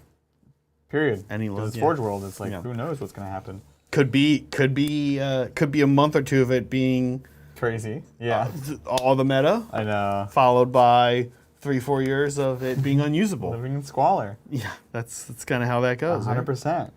So might as well live it up with Heresy, and I love Fifths, I love Dreads, so why not? I think I will need to make some new arms for my Contemptors, though. I don't know if the double heavy bolters are an option or not. Heresy. I do like Contemptors. Yeah. For whatever reason, I do like them. And I didn't at first, but I do. But I especially think they look real cool when they have one claw and one gun. That's fair. That's like the coolest look. Two guns on a Dreadnought always looks like. Yeah. yeah, it always looks stupid. Two claws is also cool, but like I'm never into two guns. Yeah, and like that's always been the meta. Like the meta is like almost never been like Cool. two claws or claw and melta. Yeah, what a shame. Yeah, I have two. I think I just have the plastic ones that whatever came in Calth, I think it was. Yeah. So I have like two and I magnetize them that both have like a melta or the auto cannon. Exactly, I think. yeah. Like, yeah. That's what two of mine are plastic. One of mine is the Forge World one, the like non-chapter specific. But yeah, I just like magnetize them right at like the bicep. Oh, so the heavy bolter arms is literally just two Imperial Guard heavy bolters, just like glued together with with the magnet. So they're a little stubby, but it works. That works, yeah. It works. Because again, I was really good in the meta for a little while. Yeah. Man, I'm like, Done? I don't know, man. Like I have a little bit more to do, but I'm kind of like, I mean, I'm taking my time and doing. One thing I will talk about real briefly here that I've been doing with the Alpha Legion is I've been using 2 different like shading colors, which is like non-oil, and I've also been using Curling Green shade. I've been tending to use that in areas that are a little more prevalent or just interesting. Whereas I've been like a lot of times more functional areas, I'll just do non-oil, right. or if they're like on the side of the model or like underneath something. Just a little shading. Yeah, so I've been kind of enjoying playing around with mixing, like not only doing non-oil or like just one color. I've been playing around a lot with how I use GW shades. I think that's great. On my most recent, on the Daughters of Cain, I barely shade it. I like mostly wanted You to just not. did the verdigris shade.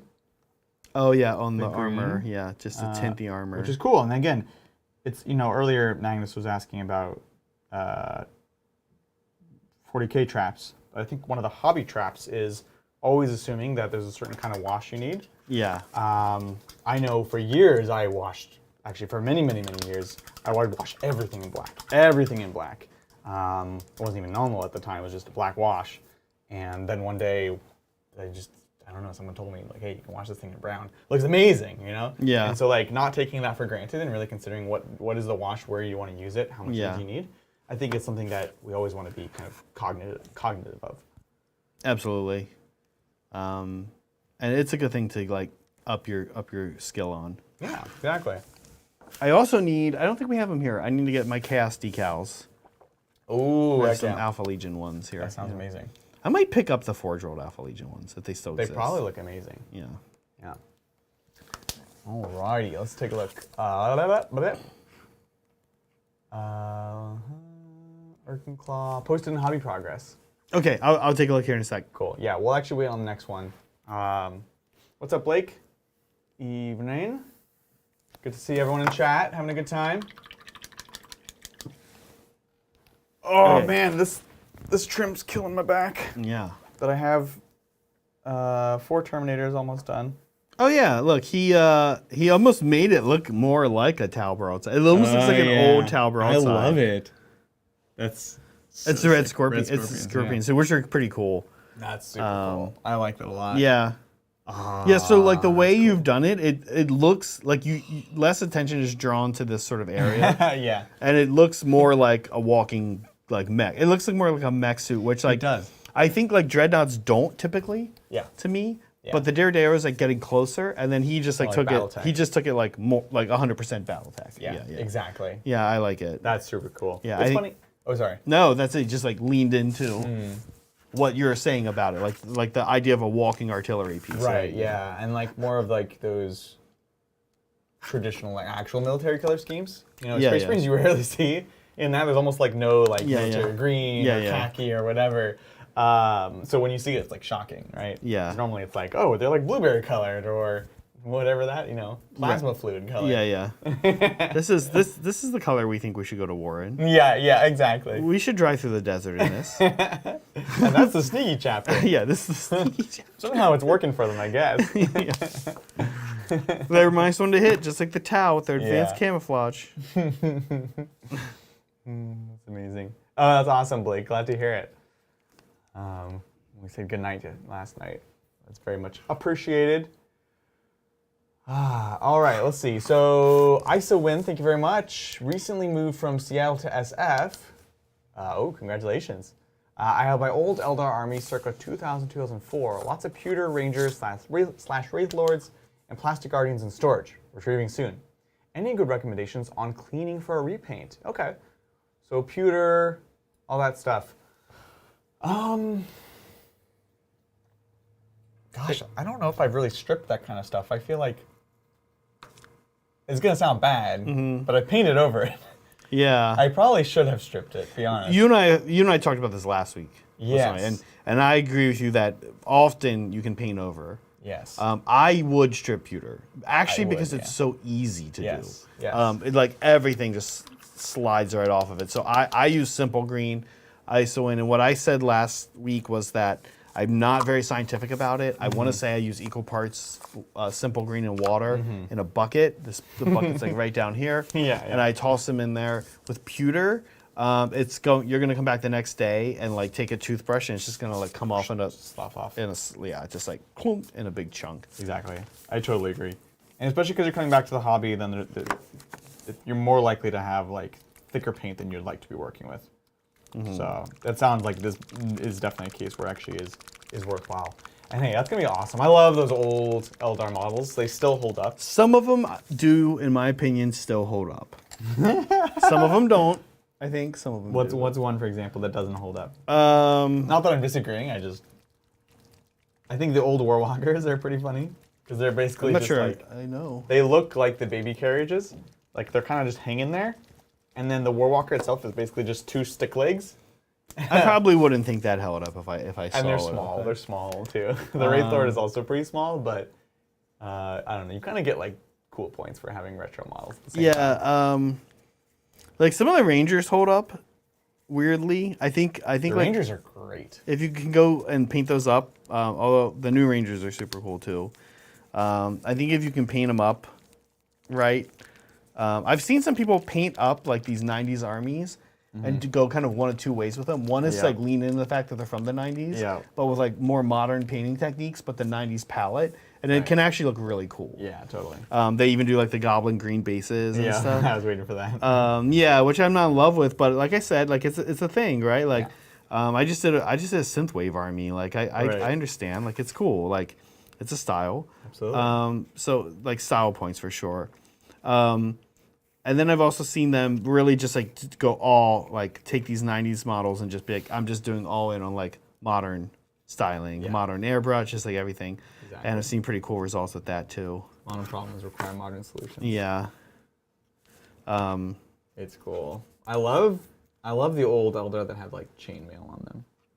Like, yes, we need chainmail. We need more chainmail Yeah. in 40K.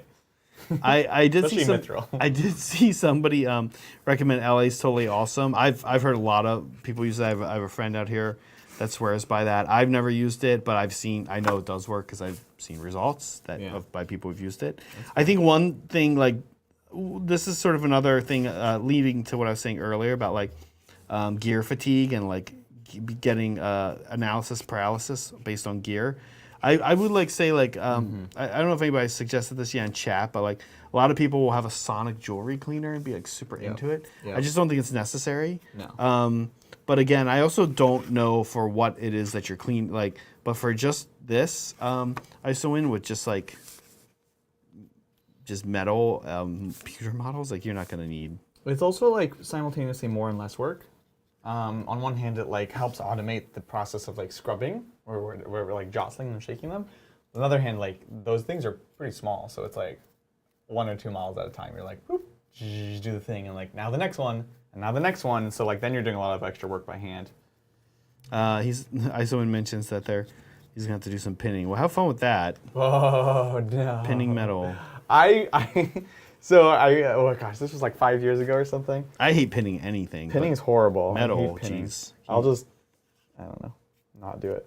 I got one of the old Lords of Change, the metal ones, and like I hadn't worked with metal for years at that point, so I had this little kick of nostalgia. I like got them on eBay. I was like, yeah, like this is gonna be awesome. It was horrible because it's like these long, spindly arms and like a big like tabard and the wings, and it's like totally top heavy and it's all metal on metal. It's like the worst possible thing. And I was like immediately like over it. Yep. But look, I stuck with it. I made it work, but would not do it. Oh my again. god, yeah. No, I was like, that's right. I forgot. This was awful. This is I'm done with memory lane here. Yeah, I listen, guys. I'll be honest. I don't really like resin. Nobody likes resin though. You just kind of. Okay. I don't think anyone actually likes resin. Yeah, I only really like the plastic minis. Yeah.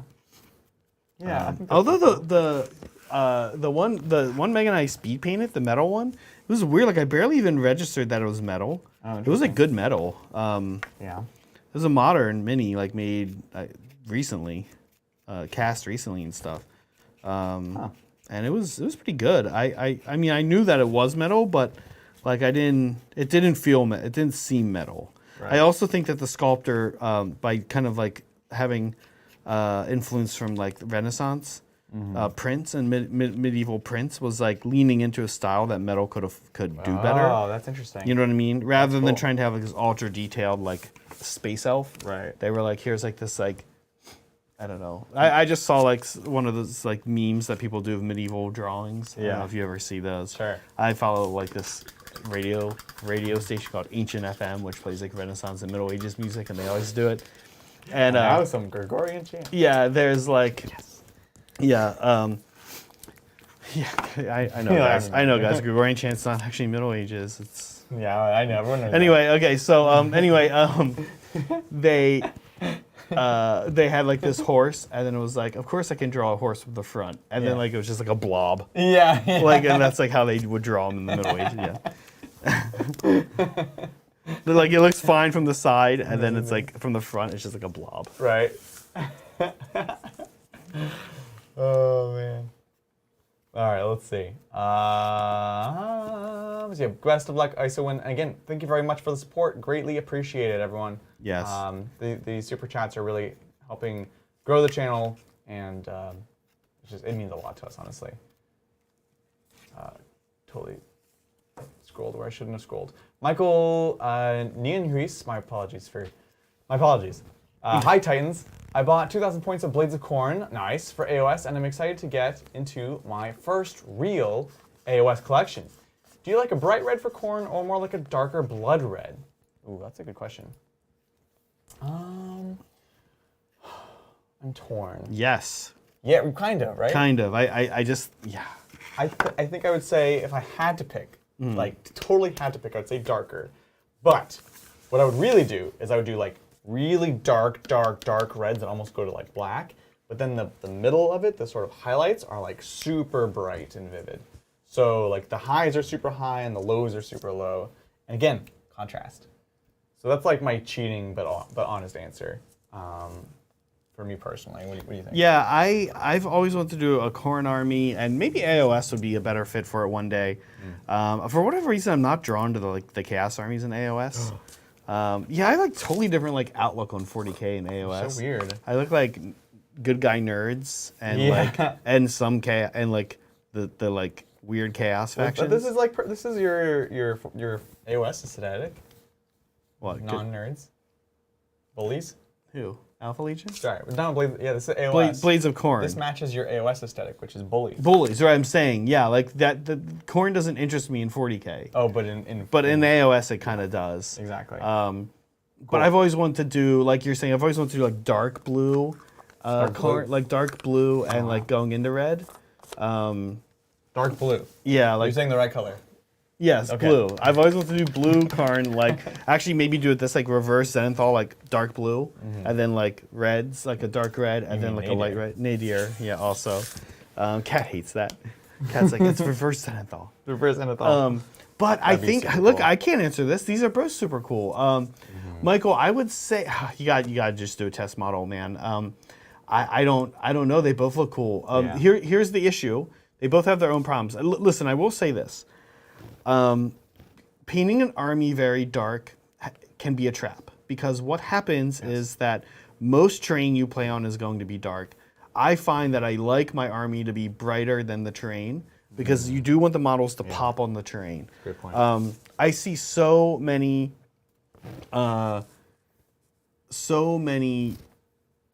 dark colored armies where I think people were kind of going for something in a vacuum of their hobby desk, and then they get and you see them on the board, and it's like that guard army you painted all dark brown is like really lost on this dark gray battlefield. Right. It just doesn't pop.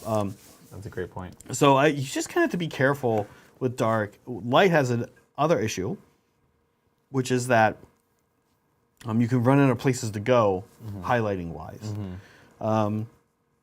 Honestly, I think the move is to start dark and see what happens if you like that. Yeah. Here's one big recommendation I would make for sure. And I always do this. I always recommend anybody starting a new army does it. Know your basing first. Like, Oh, absolutely know your basing. How's this army gonna be based? I wouldn't make any decisions on what you're talking about until I see the base. So is the base dark? If the base is like dark gray, ash, then you probably want light. If the gray is light, like desert, then you might want dark. Yeah. I feel like. Wow. That's like next level. That's like, what's your title and thumbnail of your YouTube video before you start kind of next level? But It's like, that's not how we think of it, but how you're supposed to think of it. that is how we try. We're trying. We're better at this other thing. We're trying to be, the bases. Yeah. I always Interesting. want to know what's going on with my base before I Yeah. pick my colors. And you have great bases. It's just the first thing that I like to do. Yeah. Checks out. Yeah, I have a friend of ours that has his Khorne army that he wants to get rid of at some point, and I keep every once in a while checking. I'm like, hey, you haven't sold it yet, right? He's like, yeah, like, because I'll buy it. Like, I'm gonna buy it, but not yet. He's like, okay. Yeah, people love that. They love that. Yeah, I'm like, don't. If someone sells it, is gonna buy it from you, I'll buy it. So I'm basically just storage for you. Yeah, it's basically the storage. Yeah. But look, Yeah. he's ready. All right. So yeah, thank you very much, Michael. Appreciate the support. Well, wait. While we're talking about chaos, while we're talking about chaos. we have a chaos thing. We do have a chaos thing. We have a chaos thing, and actually, this you will literally see that this is relevant to us. So Adrian and I decided we do a top 5 today, and we wanted to do a top. I said like we're doing chaos. What is your top 5 favorite chaos 40K units? Yes. And I didn't actually specify like because I've never played a 40K chaos army. Sure. So I didn't really specify like play style or whatever. Just Right. like what's cool, right? Okay, we're gonna take a look. I think we can take a look. And yeah, you have to basically just like justify why it fits into your top 5 based off of your own. Like, explain to us your thought process. Okay, here we So go. we're gonna start with you. Oh, okay, good. Here we go. Okay, so Top 5. this is a Exalted Sorcerer. Ooh. Honestly, I could have picked an Infernal Master. I at first I had Scarabacalt. I really just wanted 1,000 Sun. No, I think But specifically, this kit is the kit. correct answer too. It's a good kit. It's an amazing. It's kit. a really good kit. So specifically, I did. That is why I landed on it. Actually, though, when I landed on it, I was then looking at the GW page. I saw the Infernal Master. I have one. I don't think I've assembled him yet. Me too. Even, and I was like, God, he is really cool too, though. He's cool. But he's almost like not even like a different thing. No, so we have played an Infernal Master on the channel, but it would there's one of the guys in this kit that has like the Brazier backpacks. Yeah. And it's like the same as the one he has. And he has like fire on it. Yeah. It's like, let me light my Like, wait a backpack. minute. Hold on, guys. I'm ready to go to war in a second. Let me light my backpack. I know, right? So for me, just 1,000 Suns aesthetic. Like and it's so baroque compared to what I normally like. But I just when people go all in on something, and then the colors and just everything, it's so cool. And I also just love the 1,000 Suns in general. They're one of my favorite factions in 40K. So I think that's fantastic. That's a great. that was the call here. Great call. Okay, so next is Chaos Oh, Spawn. this is a Zach unit. Yeah, Here's a kit that everyone hates. I like this kit. my gosh. This is actually where I stopped currently on my 1,000 Suns. I had Because these. it's a horrible kit. Is it like why do you think it's? I'm kind of curious. What It's- do you think's horrible about So it? it's an attempt at like modularity, which I appreciate, but it's basically just a giant body with sockets that you can plug in. Yes. My Chaos Spawn were given to me. I don't know that I would go out and buy them if I could do it all over again. They were fully assembled. They were fully assembled. I was liking it. The modularity is like bonkers. You can do all kinds of stuff. Yeah, but you can still tell that they're ball socket guys.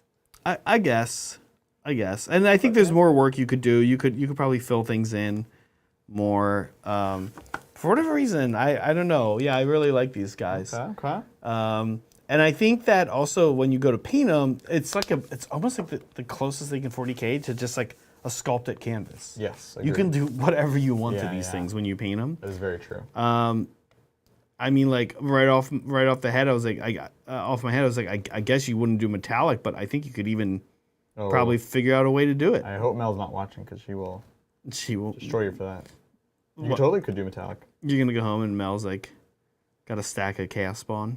They're all metallic. She's like, it was weird. I just like ordered them and they came right away. yeah. What? They came right away. Okay, now that I know this is a fake story. It's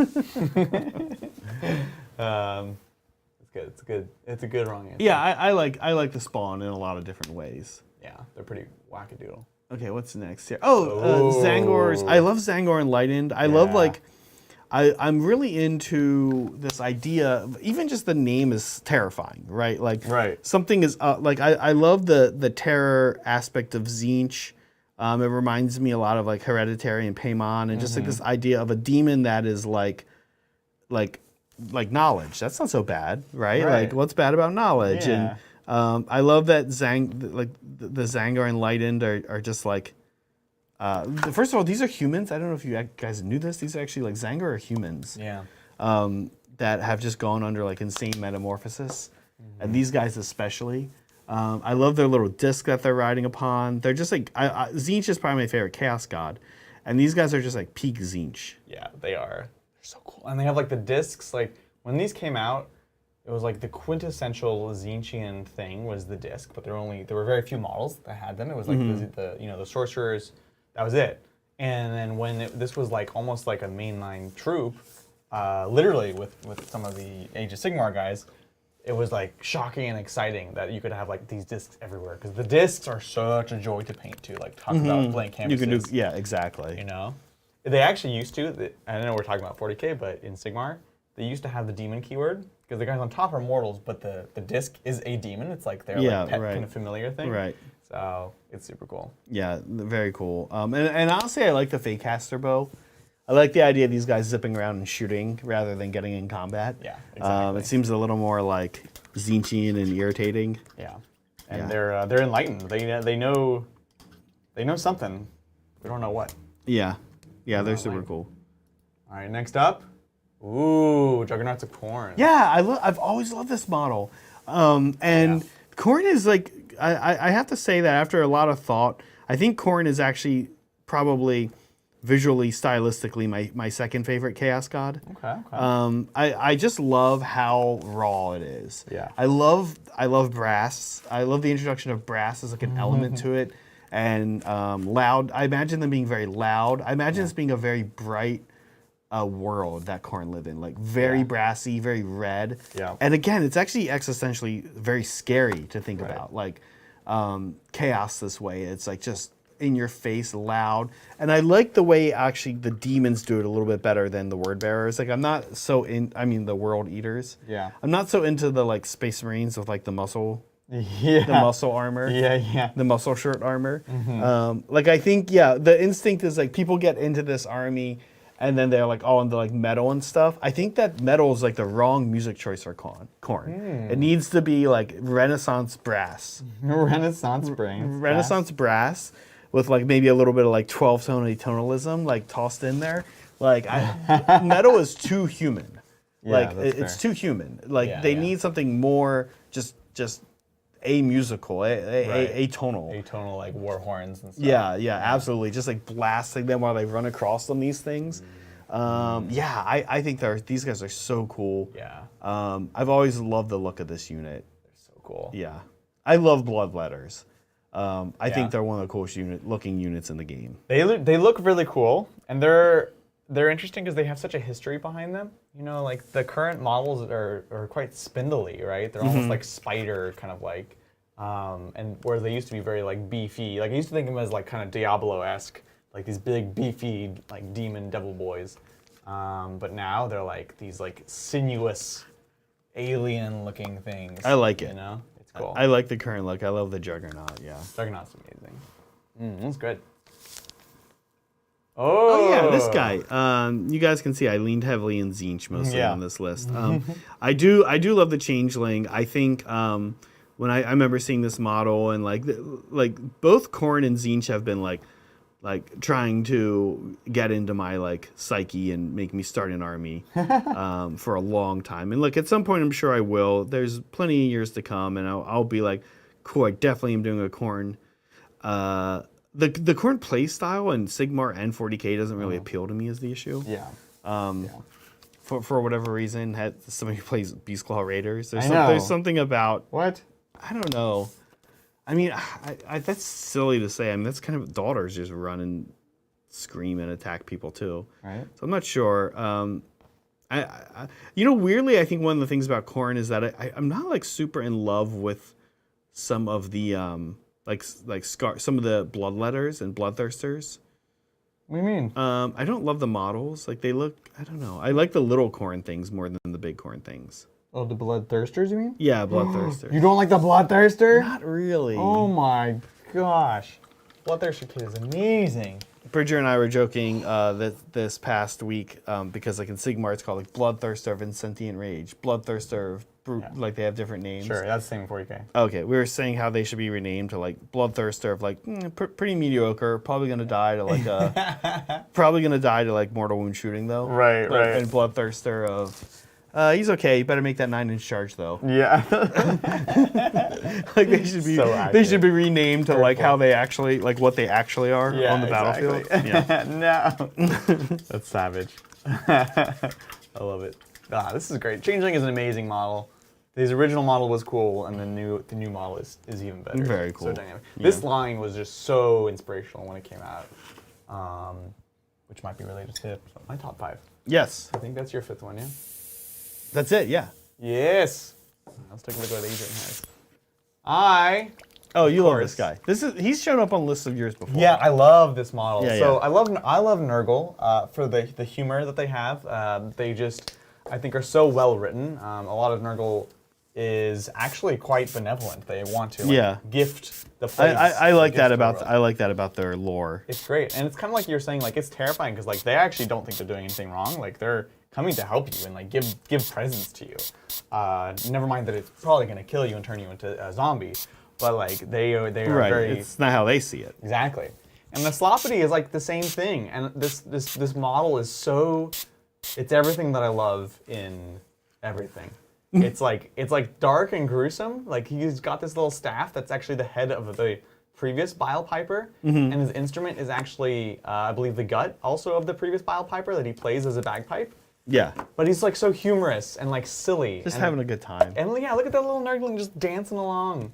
The proportions are great and a joy to paint. So much fun.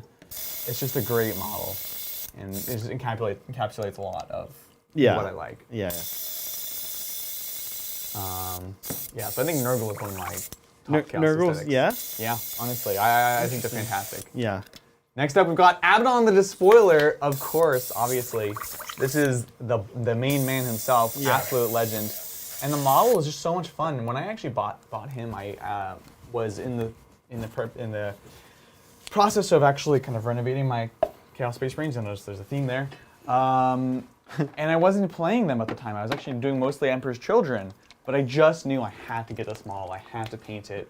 And it was just amazing. Like, even if I never did Black Legion, I knew I wanted this guy because he's so cool. Yeah, I love all the spikes. So many spikes. Skulls. The picture of them that they have on the store, this one actually doesn't have the cloak, which is funny. A lot of people don't have the cloak, which is the incorrect choice. You have to have the cloak. It's important. And look, also I know, look at this guy. He needs a cloak. Look at him, he needs a cloak. Yeah. No capes. Talon of Horus, amazing book. Check it out. Okay, so this is kind of a meme one, but not really. So this is the Demon Prince, conceptually. The Demon Prince is the most amazing conversion opportunity you've ever seen, you know? I think we think about mouth hands, there's all the conversions you can do. We're getting a new amazing Demon Prince kit, which is great. But there was also something about like build your own Demon Prince. Yeah. This guy is like totally blank and generic, but you can like build your own from it. So it never bothered me that he was frankly pretty blank and generic because you would always convert him. You would, sometimes you would not even use the base model. And so, like that Lord of Change I was talking about. When we got the new big kit, that guy became a Demon Prince with a few modifications. And there's this like evolution behind them. And so Demon Prince conceptually, for sure, one of the top 5 chaos units of all time. I've like literally, no exaggeration, like 14 of them. No, I think you're right. I think they're like I've seen so many different looks to a Demon Prince, but kind of awesomely, you almost like It's this unit where I've never really gone to face a chaos player in either Sigmar and 40k and saw a demon prince and been like, wait, what is that supposed to be? I'm always like, what? Yeah. So that's a demon prince? And That's like, Demon Prince. Exactly. yeah, you kind of always know when someone's like doing like building their own demon prince, right? Exactly. So 100%. Very, very chaosy. Represents a lot of what I love in this hobby. Next up.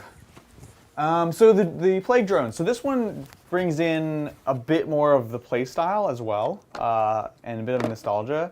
This unit, when I first started playing competitive, this was my army actually, is Chaos Demons. Oh yeah? And I was running plague drones, just because they're cool, like giant flies that also have horrific backstories. My apologies if you heard me tell this story before, but the backstory of these flies is super dark. A lot of the Nurgle stuff very playful, very fun. These guys, they start as these teeny little blowflies, and they are like so happy and excited to be part of the world, and like they want to just play and share. And what happens is they go zzz, and they annoy someone, they go psh, and they kill it. Yeah, And okay. it gets sent back to the warp for 1,000 years. Be like, what did I do wrong? Like, what's wrong with me? Yeah. And it comes back 1,000 years later, and it's like a little bit bigger, and it's like, and it gets Yeah, killed. yeah. 1,000. This keeps happening for millennia. And so over time, this thing gets bigger and bigger and bigger until it's this giant, like bigger than a horse-sized fly that's just angry and bitter at the world. And it like eats people alive with its big trunk and like keeps them inside of its belly. And so it's like this horrific backstory for this really just weird, funky elephant fly thing. Which is a cute little. It was just a cute little fly one. So it's like tragic, but also kind of silly. And look, I don't know. These guys have taken me through so many times. Yeah, they're cool. I remember when these models actually aren't that old. They're not that old. I remember when they came out and it was just like such a cool aesthetic. Right? So cool. I love them. All right, now this is... Does it still? I think this might still occupy greatest model of all time. The Lord of Change? Lord of Change. He's up there. He is stunning. Yeah, It's amazing. It's amazing. It's a look, and it's like iconically 40k in this way that's like just so different from a Space Marine. It's like this big, fleshy, feathery, crazy creature, and the kit itself can build with 2 heads for Kairos.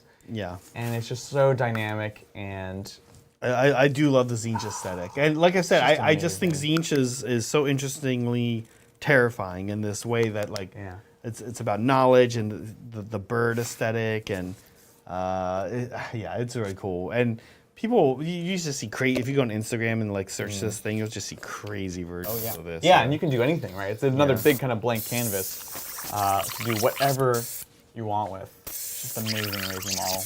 And enjoy to build too. It's actually not that tough. So, fun to play in any game, frankly. I remember when it's kind of like the Changeling and all that stuff. When this line came out, I remember I was like in line at Disneyland for Mr. Toad's Wild Ride, and like the like pictures were coming out, and I was like, oh my God, Mel, look! And she's like, we're at Disneyland. I'm like, oh my God, the glory of Zinch. I thought you knew that you were in Mr. Toad's Wild Ride. Mr. Toad's Wild Ride, yeah. I'll never forget gosh. that moment. Some people remember when their first kid was born. I remember the first time I saw the new Zinch line. I don't know if that was my last one. It should have been. Yeah, pretty cool. We did it.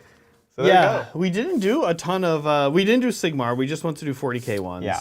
Or ones that are in both, and I think it's a cool. I do love the chaos aesthetic. I think we both kind of tend towards demons a little bit more than the. Yeah, exactly. But I do love the Thousand Sun look. I love just call. the generic Chaos Space Marine as well. Yeah. It's super great. cool. The All right, classics. I'm gonna put this guy on Glam Cam. I think here's what I'm gonna say about this. I'm gonna say I don't want to work on this guy anymore tonight. Yeah. What I'm gonna do is while we finish up some super chats and fan stuff, Sure. I'll just work on the heck Drake. Heck Drake. But I literally was like, we're not supposed to curse, and then did that. That's like what just went through my head right now. The Hell Drake, I can say hell. Yeah. Okay. It's spelled with one L too. Yeah. Okay. Hell Drake. Here's what I think needs to get done on this guy yet, and And by the way, the reason I'm saying I don't want to work on him anymore is because I literally do want to take some time with him right here and think about that. So I do think he probably needs, well, he's going to need some decals on top. Sure. I think I might also play a little bit more with the gold doors that we have there, the special Alpha Legion doors we got. And just bring them out a little bit more. I could see that. But he would be table ready. I'd take that to an event. I think so. Wow, Rhino's paint up kind of fast. So fast. And it looks great. I love the green tint from the windows. Now we're planning on doing kind of an interesting aquatic-y base for these guys. We are. And this thing doesn't use a base, so in addition to, I started off with Agrax Earthshade. You can see kind of around. I think probably what I might do is put a little Typhus Corrosion. Oh, that'd be cool. Around the bottom too. I need him to have the same watery vibe that the rest of the army does, since he doesn't have a base. Yeah. Right. Maybe you could put like an anchor. Yeah, like dragging an anchor along, or like oars coming out the doors. Yeah, yeah. I think they're that'd be good. like they're. Maybe a little life raft in case it explodes. Yeah. That'd be cool. I'm into it. Alrighty, with that, let's do some super chats. Thank you, R&B Unicorn. Or wait, I'm gonna go with that. Yeah. This is Kat. Oh, what's up? Hey, Kat. How do you say your name? Kat. Are there any models you're excited to get your hands on? I'm definitely eyeing that Kratos tank. Also, hey guys. Hey, this is Kat. Yeah, it's Kat. What is Kratos tank? Like, was there a big reveal today? Dumb question. Yes. What was it? Was it a bunch of cast stuff? Like we're doing a cache. This is like I know what the Kratos tank is. Adrian and I go into our own little like vacuum here. I know. I feel like we could leave one day and like nuclear war would have happened. Yeah, like, yeah. Whoops. Exactly. I'd be like, well, want to go play AOS? yeah. Guess we're going back inside. Want to go get a game in? Okay, cool. Yeah. Okay. Just want to confirm. Yes. So this is the new Horus Heresy big plastic tank. It's like a pseudo Sakaran thing. Oh, okay. Pseudo Fellblade. Oh yeah. It looks so sick. Yeah, Kat super loves painting vehicles. Oh, I didn't know that. Yeah. This thing looks cool. That sounds awesome. You should definitely. I don't know what. How do you think she would paint it up? To match her goblins, maybe. Yeah, I don't know. Honestly, What's like a good cat color scheme from Heresy? I hate that. I love just the one that they have there. The Sons of Horus Sons one. of Horus. Yeah.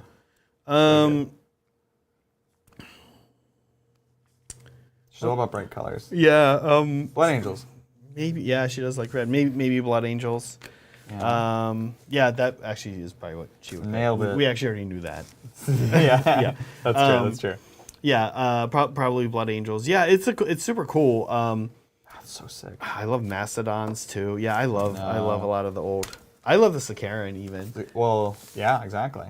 This is like a giant Sakaran. Yeah. And it's plastic. Yeah. So, which is awesome. You know, we know you don't like resin. Not really. What models are we looking forward to getting our hands on? For Heresy? No, just in general. What models are you excited to get your hands on? Period. I will be honest. I'm thinking about projects coming down the pipeline. Sure. I've got this Alpha Legion. That's not going to take me too long. Yeah. With you having finished Thousand Suns, that'll take pressure off me to go into that project, You're although I welcome. want to. Yeah, but now you can do it like when you feel like it. I'm still like somewhat interested in those. The Necromunda guys? Yeah, what are they called? The Talaran. Yeah, running them as Talaran. Yeah. No matter how Same good people. or bad Talaran are, whenever a new guard book comes out. Yeah. The Ash Wastes. Ash Waste guys. Doesn't know what they're called, but yeah. Yeah, well, That's like saying like, the Ash Waste guys. so like, I'm excited for that. What's the unit called? The Horus Heresy 2.0. That's what I'm so excited for. No, it'd be like naming the box set. It'd be Age of Darkness guys. Yeah. Horus Heresy Age of Yeah, Darkness that's guys. fair. The Ash Waste guys that aren't, now I forget the other. Talaran? No, there is a group. Are we doing a bit right now that I don't know Yeah, about? almost. I think. Okay, so in that Necromunda box, a gang that already is set up. Yeah. is in Oh, there as Orlok. well. Orlok. Orlok. I couldn't remember if yeah. it was Caldor or Orlok. Okay. Yeah. So Orlok, the non-Orlok Ashwaste guys. Yep. Yeah, Ty, I super want to.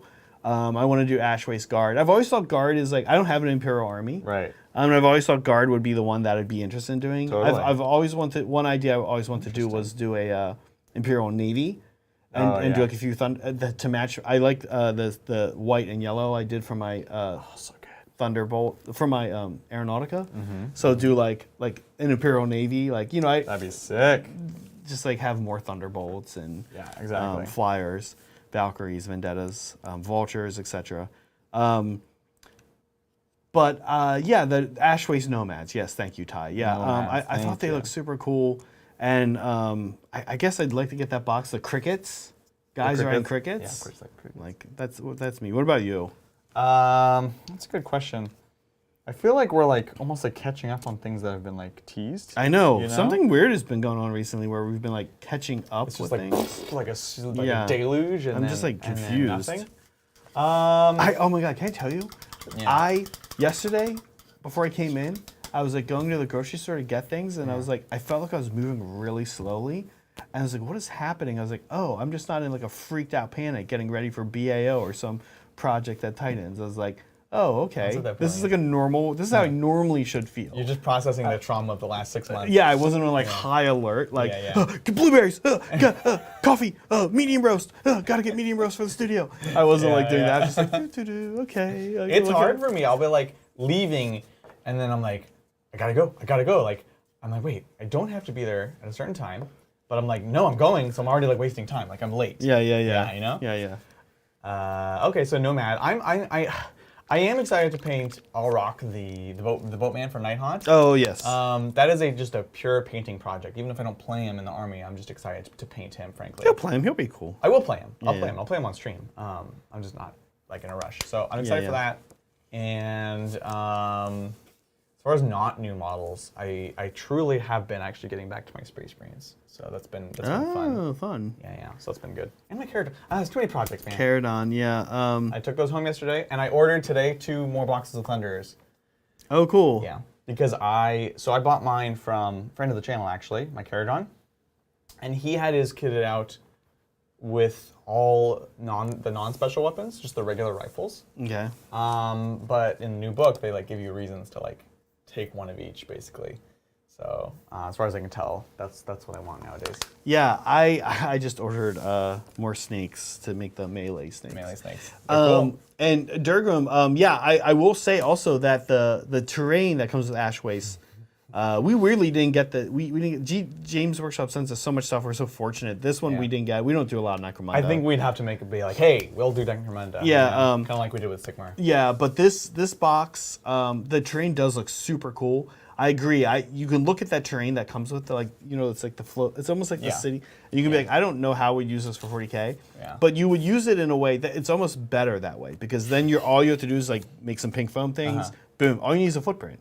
Like they are just the cool part. They're like hoodoos almost. Exactly. Like they're just the cool part. You just put a footprint down and then Yeah. boom, boom, and then it just looks cool. That's a good and point. all you care about is your footprint. That's a your good point. footprint. Yeah. That whole line makes me want to do like an Inquisitor 28 kind of campaign. Could be using Necromunda rules, but like very nitty gritty. I think it'd be really good for that, the kind of skirmish style. Yeah. So yeah, thanks, Kat. Thanks, Kat. Appreciate the support. See you next week. See you next week. Thank you, Michael Cody. What's up? Hey, Michael Cody. After seeing the painting quality of the armies at BAO, I want to strip down all of mine and start over. Side note, please confirm for my kids that I was well behaved at the meetup. They don't believe me. Look, other than scaring these 2 guys at the bar, apparently. He did, He yeah. was very well behaved, actually. Yeah, he was well behaved. He mostly had to put up with you at the dinner. Yeah, that's So, true. You know, my apologies for that. Yeah. And Meg with her like flashlight cam phone. Oh yeah, yeah, Which is yeah. a video on Instagram if anyone wants to see. Yeah. He was well behaved. Michael Cody's kids. Yeah, he's funny. He's a funny guy. He's so It's funny. actually interesting. I didn't know he was in Seattle, like nearby, not Seattle. He's in. I know it was a long drive. He's nearby, right? It's like an 8-hour I don't want to. drive. I don't want to dox and say Sure. it's not Seattle. It's not Seattle. Because that's not nearby. And he probably doesn't care, but like he's close enough in an area where like it's not that far away. Yeah. I'm really glad that you came out. I know. So he's almost local, That was like brief, though, but yeah. right? Like pseudo cool. local. Yeah. Yeah. Yeah, I want to see some of your armies sometime. That'd be awesome. I'm curious if it's because you think that they're better or worse than what you expected. You know, I could interpret that statement either way. Like, oh, look, this is how people paint their armies? Pff, I can do better. Or, oh, this is how people paint their armies. Yeah. I should probably start over. Oh, I don't know if you knew, actually Andrew won third best painted. I didn't know that. And yeah, That's awesome. Yeah. That's really that's the Nightlords guy. And yeah, he was taking his Harlequin, which look dope. Which look really, They're good. fantastic. It's very, very Andrew army, which is awesome. All right. Gosh, thank you guys so much for all the support. It really means a lot. Okay. Oh, his mouse is not doing me any favors. Okay, here we go. Thank you, Paul Greer. Hey, what's up? Need a skin color for desert-based cruel boys. Been painting green orcs too long. Thinking of starting with a dark maroon base, or is that too dark? Oh, I think that's great. Dark maroon. Work your way up so you get those kind of warm undertones. Like mauve, ending on mauve. Mauve. Isn't mauve more like a pink? Yeah. Yeah, I don't like that. Yeah. I would like that. Yeah, like, oh, Paul, here's what you're going to do. Here's my advice. What I think you should do is you should, and I'm not joking, because I love themed palettes. Oh my god, do a nautical themed desert base. I did synthwave recently. I think you should look up 90s Southwest on Pinterest. 1990s Southwest Like with on Pinterest. cactuses and stuff? Yeah, like with that, my like God. the muted turquoise. Like 2001 Chili's. no. That's too. With novelty. No, this is like more muted and toned, like more muted and pastel of the 90s. Like almost Okay. like our office building. Okay. Yeah. If any of you, some of you in chat have been to our office building, and it was decorated last, I'm sure, in 1991. Yeah. 3 would be Oh, this building? this building, the Oh, inside. okay. the Yeah, inside. yeah. This inside this building is kind of there, but then like they'll do like a little, and I'm not joking. Like I seriously would like look up 1990s like Southwest decor, Late 20th century. decor. late 20th century. You don't have to be that broad yet. Or look up. Oh man, we saw some really cool Southwest art in Moab Yeah. when Megan and I were there. I would look up like art by oh my gosh, you're gonna have to rein it in, but like desert art. Desert art. Oh man, I can't. Meg, like if you're in chat still, what was some of those like the one we bought she's not. I'm like talking to Megan. I don't think she's in chat. I have this picture. Paul, at me in Discord. I have this painting that we bought when we were in Moab, and it's just beautiful. And it's like the color palette is really cool. And I think if you looked at some of the stuff like that, you would something would yell at you and say like, "This is how you got to paint your desert cruel boys." You are a strange person. Why? Why? Just find like Let me count the ways. a cool palette and it's there. It's a functioning palette. It's there. Like take it and like make it work for your orgs. I think. I don't know. Yeah. No, it's good. It's good. It's a great idea. Chilies. I also support non-super green orc skin. Not that there's anything wrong with that, but it's fun to do something different. I do kind of like orangey avocado, like 2 hours in avocado. Kind of color. Yeah. I'm into that. No, you did not miss fan stuff. We have so much to cover. Yeah. We have a busy day today. Melody for some reason said that we didn't. No, we didn't. Yeah, we're getting there, Bryce. Let's do fan stuff. Nope, I got it. Yeah. Nailed it. Okay. This is by Orc Zach. Zach. And it's a super awesome avatar. Orc Zach is like really spending a lot of time on like individual models these days, it seems that's cool. like. Yeah. And it's coming out awesome. amazing. Yeah. Look at the sword. Oh, the lovely like soft glow. I do enjoy a soft glow. I think it's just really, really the mark of a good painter. That looks amazing. Or Yeah. Jack, hope you're here. And like the white hair is super cool. They have not tried to like get in there and do a lot to it. They've left it like very stark. Very, very bright. And it looks super cool like that. Yeah, this is a great model. You're doing great. I am excited to see this based. Right. This is a model I want to see on a base. Amazing. Yeah, I have to say I really do like this model a lot, the new Avatar. Yeah. My only gripe, you've heard me say it before, is I wanted it to be like twice as big. And I'm not even lying. Like that's actually about as big as I wanted it to be. Yeah, that would be cool.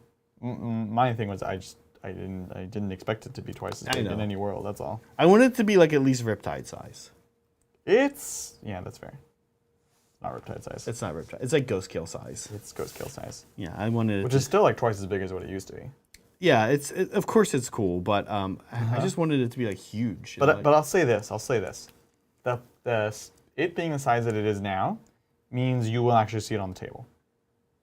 Oh yeah, if it was too big, yeah. If it's too big, then it's like, oh, it's like a Lord of War, and then it's Yeah, kind of either crazy powerful or you never see it. You're not wrong. You're not wrong. So this might be best for the family. I think that's true. Alrighty, let's take a look. Yeah, this is Broken Chef. And speaking of like interesting orc color schemes, this is pretty cool. Like this is a pastel orc. That is a pastel orc. and it's looking pretty cool. Hey, it's desert thing too. Yeah, actually, there you go. Oh my gosh, Broken Chef, you're making. Oh, this is inspirational. This is the Wargog Prophet. So cool. Love what you've done with the place. Yeah, it's very cool. I like the base. The base is great. But Broken Chef, you've painted more than 42 miniatures. You keep putting 42 miniatures on the pictures. It just no matter what, it just Yeah. Well, you know, it is the answer. Yeah. Oh, right. Hey, Orgzax in chat. What's up? Yeah, super cool. Awesome avatar, Orczak. Love it. Yeah, it looks amazing. 45 hours in. Oh my goodness. Well, it definitely shows. Yeah.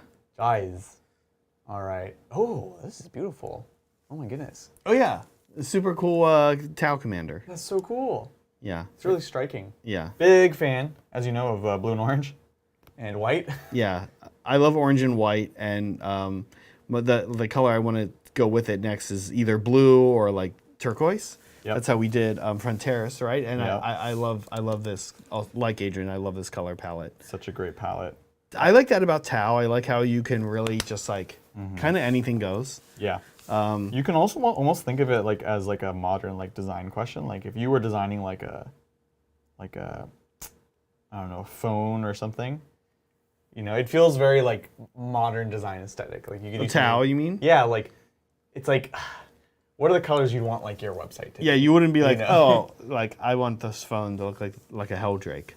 Yeah, no. Be big. I want it to look like a crisis suit. I know I'm reducing down what you said, but like I agree with you in that. You're regard. reducing it down with a model that we've talked about not reducing things down. Which I know. makes it extra hurtful. I know, but I agree with what you're saying. Like, the way you design and pick them is like exactly. I know what you're saying. Like, you wouldn't be like, ooh, like let's try to get it to look like some of the Helldrake art from like when the Helldrake first came out. Let's have the phone look like that. Yeah, exactly. That'd be great.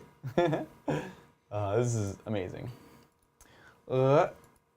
Next up, huzzah! Ooh, is it terrain? Oh, it's on plexiglass. Oh yeah, so this is Rudy. Rudy's been posting a lot of his work up, right. and we were talking about the plexiglass thing. Looks like you've tried it, Rudy.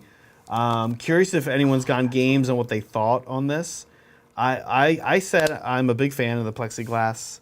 In general, I'm a big fan of anything that decouples the terrain's look from its rules. Yes. I want the rules to be one aspect, which is could also be its looks like a pink foam base that I like to do.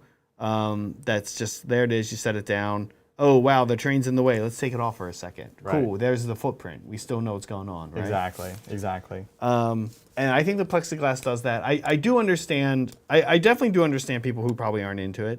Sure. But for me, I'm into this. Yeah, I like it a lot. And They didn't do that at the BAO, did they? Not yet. Huh? Well, no, because they're not a GW event, Oh right.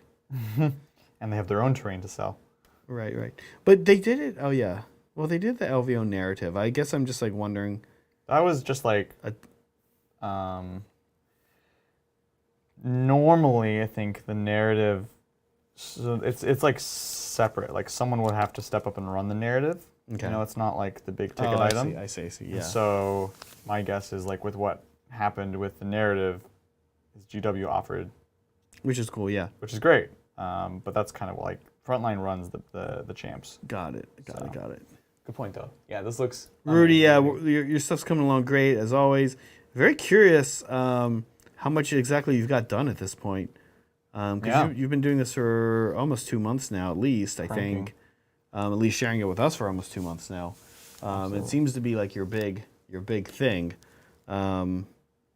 Curious how the store's terrain stock is looking. Yeah, must be looking great. Yeah. And Bryce brings up a good point that the colored moss is definitely a win. Yeah. Um, I think Rudy, did you, if you're around, did you get it from Teresa's LLC? I think you might have. yeah. It's the blue moss. Weren't you looking for blue moss the other day? No, well, no. I wanted purple. Purple, that's what it was. Yeah. All right. Oh, this is awesome. Termagant in classic Kraken colors. Yeah, and it looks really well done. And I cannot remember exactly who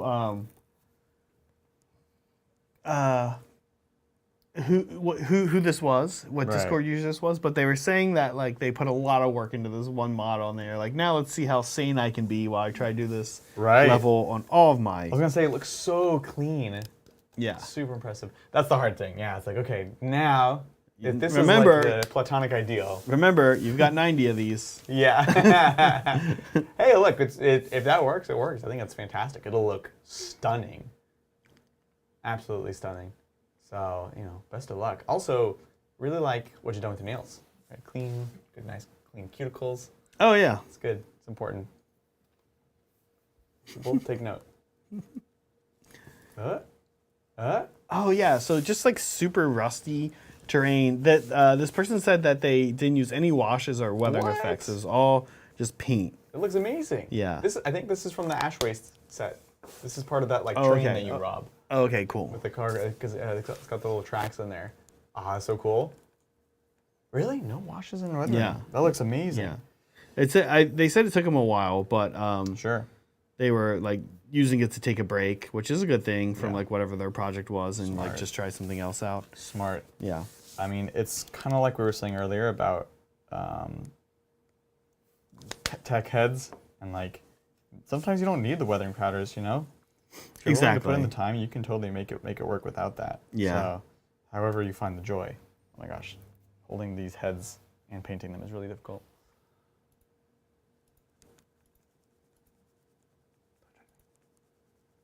Whoa. Hey, look, that's like your bases. Yeah, they're similar. This is the Howling Griffins, right, that we've been seeing Yeah. pop up, and the quartering is really awesome. Yeah, the bases are wild. So good. I'm into them. I love the contrast. Yeah. In like style and color scheme. Yeah, Really helps the models pop and the bases, frankly. yeah. So And I always forget this person's name, but they've shared a lot, and yeah, it's the Howling Griffins that we've been seeing. Right? yeah. Yeah. Really excited to see. I guess I would love to see this army I guess I would love to see this army in person one time. Yeah, that'd be amazing. Yeah. That's the dream. Come to the BAO next year. Yeah, I want to see. I'm gonna go to Rudy, the store Rudy's making all this terrain for, and see that. Like I want some of the stuff I like, these scale of some of these projects. I'm like, they could post a ton of pictures. That'd be cool, but like, doesn't quite do it right. Yeah. Then like go see it. It's hard to encapsulate the Yeah. scope. That's absolutely true. Oh, yeah, of course I had to include this. Rathy. Of course you did. Yeah. This looks great. Yeah. Shade Queen Natalie, right? Shroud Queen. Yeah. Had to include. She posted up this Marathi, which looks cool. super cool. I literally just finished her Thursday or Friday. Right before the event. Right before the event myself. Haven't even posted any pics yet, really, of her. It was actually not that hard of a model to pull out some cool stuff on. It's a gorgeous sculpt, right? Yeah, it's a really good sculpt. Natalie here did an amazing job with it. She also has like these kind of like this like shimmeringness on the wings. I was gonna say that's my favorite part is this like shimmer, this Yeah. kind of purplish, light whitish kind of hue on it. It's really nice. Yeah. That looks amazing. She posted a few of her characters. There's more pictures on Discord of the daughter's army, which yeah, I'm excited for. Oh, so good. Yeah, excited to see more of your stuff that you do for this army. Natalie, excited to see how you do blood rack. I went like a very different way with my blood rack from the rest of the army. Kind of curious to see if you do something like that or keep it tied in. Excited to see you do witches, just everything. Yeah. Oh yeah, especially with this like black scales for the snakes. Yeah. That's gonna look Yeah. That's gonna be amazing. Definitely looking forward to seeing more. Oh, okay. So Hey! Meg posted this. Meg took this picture. I just want to sneak this in. This is my Kragnos, and in the front you see Meg's Chattakar and Belladama. There's the coins Meg won. Gold and a silver. Yeah, she got a gold and a silver because she did Journeyman. She probably could have done Masters and done well. Yeah. There's my little bronze guy that I got. So cool. Yeah, she posted this, me, her, and Bridger were having Sunday dinner after the event. Did And you paint the salt shaker? yeah, Bridger, yeah. But I actually think in a future stream pretty soon here, I'm going to bring Kragnos back, and I'm going to highlight him up a little bit. I'm just going to try to go into him and just bring him up a little bit with some of the feedback I got. It was really cool, interesting feedback, interesting in a good way. Yeah. Sometimes people are like, "Whoa, Interesting. It's funny. I also had this glow effect on his base that came out awful, and it almost like didn't hurt me because they were like, "Yeah, we weren't sure what this was," and I was like, "They were like, is this supposed to be pain or what?" I was like, "Yep." No, I was like, no, it's a bad glow effect. You have to lean into it. So That's I need to fix that. I'll probably pop them off the base. And kind of also funny, they saw a little bit of glue, but I used that stupid black widow glue. So there's like this little black chunk under his hoof, and they were like, "Yeah, we noticed this too." They're like, you can't really have that in like competitive painting. I was like, "Oh yeah." That's funny. That's cool that they were so nice too, though. They were cool, and it was cool to get feedback on a painting like that. I know Kat goes through that a lot. I've not really done that ever. Exactly. So it was cool. So thanks, Meg, for forcing me to submit this. We could have submitted 2 things, and I was like, what else should I submit? I thought about the Avatar, and then I was actually thinking, I was like, oh, maybe I should. Meg wanted me to take one of the Gargants, and I was like, I don't know. I was like, we all painted that. Yeah. Would have been kind of interesting though, and I could have been like, oh, it was the whole studio. That'd be cool. I think you should have submitted one of your fire stars. Yeah, I don't know about that. The best ones are the Magna Drops, and Bridger had all 6 of them. Go take it from the table. Give me that. Is that the last one? No. Here's this cool rhino. I had to include a sister's rhino since I was painting a rhino today. Appropriate. I want to see this closer. Yeah, it's like it's like a purplish? dark purple kind of a color. Oh, this is super cool. That's really nice. It's like a nice soft dark purple, almost black. Yeah. Even when you get up and close, Yeah, it's like yeah. Which I like. That's really, really, really cool. Yeah. And the fleur de lis is super cool. This is a great. It's kind of like, I think I'm a fan of these rhinos with the extra styling. So that's why we shelled out for the Alpha Legion doors. Yeah. Because they're not super cheap, but they are cool, and they kind of add a bit of flavor to what is ultimately just a box, you know? Right. And the sisters tanks have all this extra styling built in, which is great. Yeah, rhinos really are just a box. Like, I can't believe how fast that They're painted. literally just a box. They just painted a box. This is Ceresco. Yeah, there he is. Yes. I love this army. It's so cool. Yeah. You know, I do enjoy a good yellow. I know. I got to get some stuff into this guy's hands ASAP. Yeah, they're like sitting around. Yeah. Waiting for that love. Yeah. Yeah, Ceresco looks super cool. Just amazing, as always. I'm curious, is it so Ceresco, if you're still around, is this Heresy? Or are you gonna do something else for Heresy? And is this yours or is this a commission? I'm kinda curious. This is a Primaris armor. Oh, with, so no. With no. a Heresy helmet. That's cool. That's super cool. Yeah. It just looks great. He also takes good pictures, Yes. which is nice. Black background. Yeah. Definitely always good.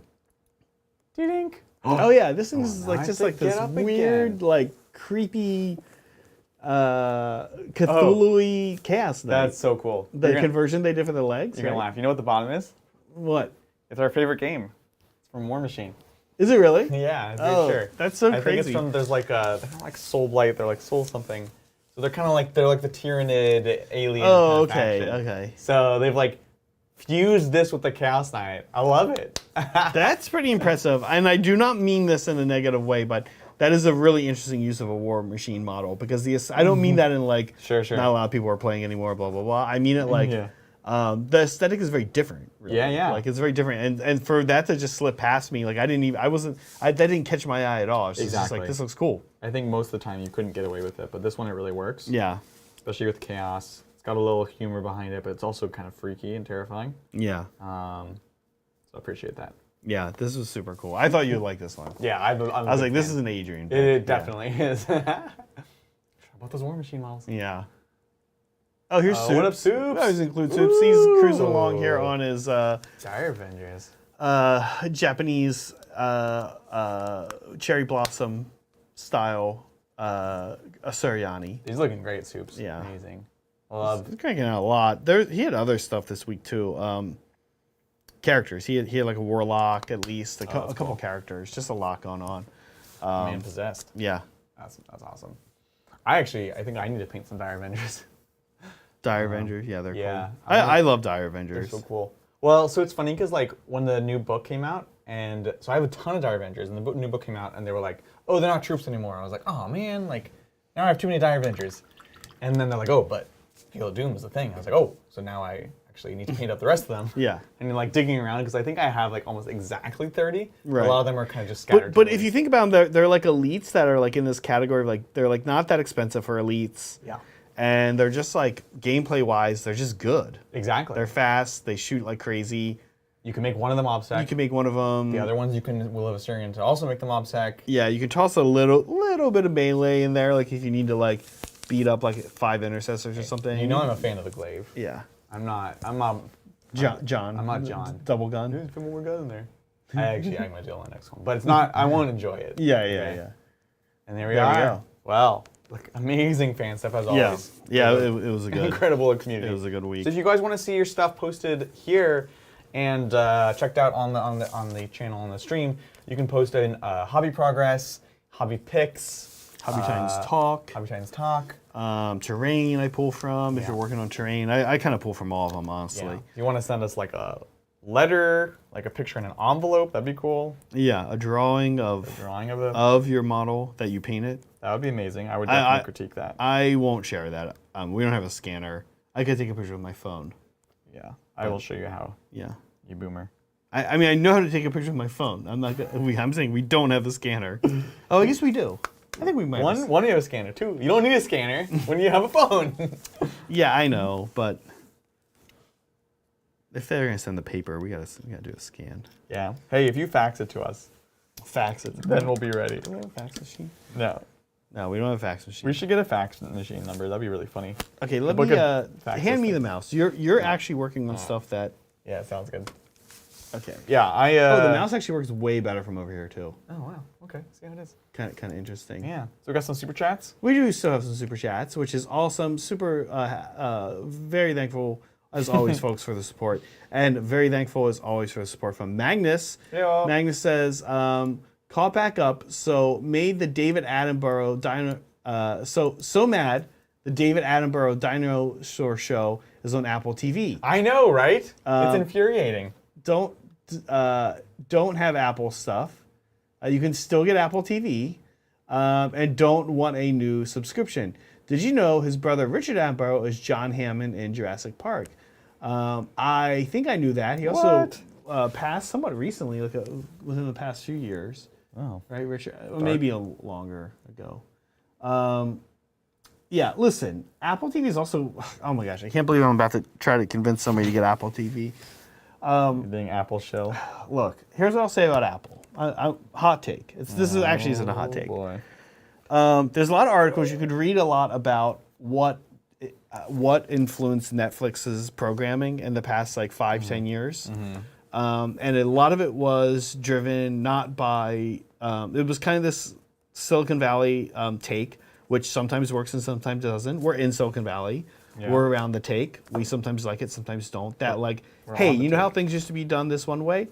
We're going to come in and do it a whole different way. Right. Lots of times that's a good thing. Sure. It was a good thing with the electric car with Tesla, right? Yeah. But they made all their programs super data centric, right? They just like use data, and we know, looking at YouTube data, that it can be not like you can interpret data in weird ways and get weird responses. And so people are, like, there's these articles now because they're like tanking on their subs and on their and people are just like, hey, a lot of their shows just aren't good at all, and they cancel them if they don't get the right data, like the good ones. So Apple was like wanted to actually, when they start their channel, they wanted to just like go back to being like, we're just gonna do good shows, like. We're just gonna like find people that have made good shows and make more good shows. So I don't know. It sounds like you drank Kool-Aid a little bit there. Well, look. They decided, hey, the how first we just do a good job? When it first came out, there were shows on it that Meg and I were like, oh my god, this channel. Like we weren't a big fan of the morning show. We weren't a big fan of C, with Jason Momoa, where everyone's blind. It's like one of those like. It's like, Jason Momoa in it? Yeah. Oh, yeah, I'll watch that. I'll get Apple TV. Yeah. It's like one of those. Show like worlds where like I remember seeing the trailer for that. Yeah, and it's they're trying a little. Yeah, apparently it's like okay, it has a few seasons, but it's like watchable. But oh my god, Severance is amazing on Apple TV. And look, I don't know, the Dinosaur Show's great. Sorry guys. I mean, I am jealous. Although Netflix does have the National Parks show with Obama. Pretty good. Yeah, he's like taking on the mantle. From David Attenborough is like, it's like there was. Oh, Meg and I were like just wondering. There must always be one, you know? Meg and I were just wondering who the next one was going to be. Wait, I had a different person. They were British also. The Obama ones are pretty good. I mean, it's like exactly how you think. You're like, no. I'm not going to do my Obama. Netflix has really got these like cool nature shows. There's one where like a different person does each one, narrates each one. Yeah. Like Rebel Wilson does like the Australia one. It's pretty cool. They do have good nature shows. That's true. Yeah, they've and like trashy true crime documentaries are like pretty awesome on Netflix. No, I don't watch those. Yeah, I love. That's them. for you and Meg. Yeah, for sure. Okay. Oh, the mouse is breaking down. Wait, let's move. Maybe the heck drake is in the way. That's what I'm gonna call the heck drake. The heck drake? Heck drake. That's more infuriating. Yeah. Should we do a poll? What's worse, hell turkey or heck drake? Okay. Thank you again, Rudy. Hey, Adrian. I'm painting Tyranid models while watching the stream. Sweet. I haven't played 40K since 5th edition. Ooh, welcome. And starting up again. In addition to the TT video produced 1 year ago about playing Tyranids in 9th, what advice do you have? Yeah, so things will have changed a lot from them, actually. So a lot of that's almost guaranteed not to be valuable. Yeah, no, just to, I don't know if you watched it already, my apologies. But frankly, I would watch the games where we played them. We make a lot of mistakes, but we're also learning them. So I think I'm kind of learning how to play through the list, and we kind of talk through it. So I think that will be very valuable. Honestly. And I'm trying to think of other good resources for them. I think, look, the Art of War guys are always good if you want to see really high-level play, but they might be a little bit of a deep end when you're just learning. I think once you learned a bit more about the basics, you can watch, because they'll kind of sometimes make assumptions about what you know or don't know. Yeah. But if you want to get a glimpse at what the highest level of play for that army might be, you can go ahead and check them out. Especially, basically, watch for when John Lennon is playing his NIDs. It's a book right now that, would you say, similar to the Tau? Like, there are some things that are not as good as some other things, but everything's kind of good. Everything's quite. I agree. Yeah. I agree. I think it's an amazing book. It's very dense, so you're definitely diving in the deep end. But it is a book that's going to keep you going for a long time. I still kind of expect nerfs, but I think it's gonna, again, like the Tau book, like the Drukhari book, it's gonna live long beyond that, and there's going to be lots of ways to play it. So in that regard, it's a great army to get in, because it's also very deep, and you can lean into different builds as you go through. You can do that. It's a great book, because you I feel like more than any other book, it's like just look at the core ways of playing a game. Movement, defense, psychic, shooting, melee, and it can be like, I like that one the most. Yeah. And that's it. Yeah. And you can just do it. Totally. Most armies are missing one or two. Right. Yeah. You get everything with this. You can't really do melee Tau. People want to. Hey, last night we did. Yeah. Last night. But you know what I mean, right? Like this one is like definitively like psychic Tyranids. Yeah. Like you can do it. You can do like everything, like utility, movement. Yeah. Yeah, 100%. And it is the way I keep thinking about it is it's the Tyranid book that I wanted 15 years ago when they first released the new Plastic Carnifex kit. It's all that cool customization and adaptation. It's so That's fun. right. That was like 2000. Yeah. Yeah, exactly. So enjoy, and hopefully those videos are useful. I'm looking forward to playing them again on the channel soon, especially now that I have like a better grasp on them. I think the last game was actually quite interesting against John playing something. It was good. I felt like I had a good grasp on the rules. Fun army, very popular. Also, people love when we play Tyranids. Totally. Thank you, Caldorf. I did the speed paint at BAO. We got a metal lizard man warrior. It's a cool print. How hard will it be to convert my FB 3rd Space Marine for Horus Heresy, Dark Angels, or Ultramarines? What's FB? FB. Caldorf, what? 3rd edition. Also, did I know Caldorf was at BAO? I thought he said he couldn't make it, or he couldn't make it to the meetup. Oh, Yeah. okay. He had Don't worry, I didn't get to meet Caldorf. he had family stuff going on. So He was right there. Caldorf is local, Oh, he is? very local. Oh, Yeah. okay. I won't dox him, but Okay. I'll tell you afterwards. Okay. Yeah. So yeah, Caldorf's quite local. Oh, okay. I think Bridger's met him. Okay. Like, before. Okay. So. So, FBSM. What is FB? Caldorf. Look, if you could just like drive over here and tell us what that. I know. I'm trying to think of like if it's a box or what is FB. Guys, what is FB? Facebook for. Nope, not gonna say that acronym. Dark Angels or UM. Well, let's come back to this one. Firstborn. That one I can answer for Heresy. Ultramarines. Ultramarines are super cool. Yeah, Firstborn. Okay, yeah, there you go. You're right. I'm just a second behind. It was what Ty said. I was thinking about the Ultramarines Dark Angels thing. So Friendly boy. Friendly boy, yeah. So I think friendly Sean's boy. right. Firstborn 3rd edition Space Marines for Horus Heresy. From actual 3rd edition, then they should work fine, other than just being physically small. This is like original Beakies then, basically. I think the only thing is they might be a little small, and so the way you fix that is the classic cork base. You get something to just elevate Make them it a little bit. taller. It helps enough. It will help enough. Yeah. And again, you do get, thank you, Caldorf confirms it is not in fact Friendly Boy, but Firstborn. You're going to get points for just having the OG Beaky models. Yeah. You know? So I think that's fine. That's all you need to do there, frankly. Yeah. I randomly got like a weird, like at a Christmas, like white elephant thing for 40K. Got like one of these. some? I have one of these somewhere, like a little beaky 3rd edition. It's one of those I wanted things. to do them for my IT sons. I never did. Ah, that's cool. Yeah. I think he's blue. Like the plastic is blue. So the ones that I had when I was a kid from my dad were white, like bone colored, Okay. from the Space Crusade box set. I think mine is blue. It might be 2 of them. I can't remember. Yeah. It's like on a sprue, a little. Yeah, I can't remember. Huh. So cool. Caldorf, I say Ultramarines. Like I said, it's the one army I never played when I played Heresy, but I did see a super cool Ultramarines army one time. I think they look very cool in Heresy. I like how they haven't changed too much. Mine, I was told on a couple of different occasions that they play like Tau do in 40K. Oh, interesting. They have like a lot of synergy. It's a lot of like if this unit shoots at that unit, then you get this plus, and like a lot of like, I don't know, yeah, cool synergy apparently. Yeah. I think they even I feel like somebody told me at some point they had like a similar marker light style mechanic, but I don't know what that is, or can confirm it. I don't know. I love Ultramarines. I just think they're cool. I'm with you. They're like so. They were like popular, and then they were like, oh, they got that like kind of like Mary Sue hate thing. Yeah. It's like, oh, sorry, but like I don't know. Then everyone did that, and nobody you never saw them ever like in anything. Exactly. And now like when I see them, I'm just like happy. I'm like, yeah, Ultramarines, so cool. I agree.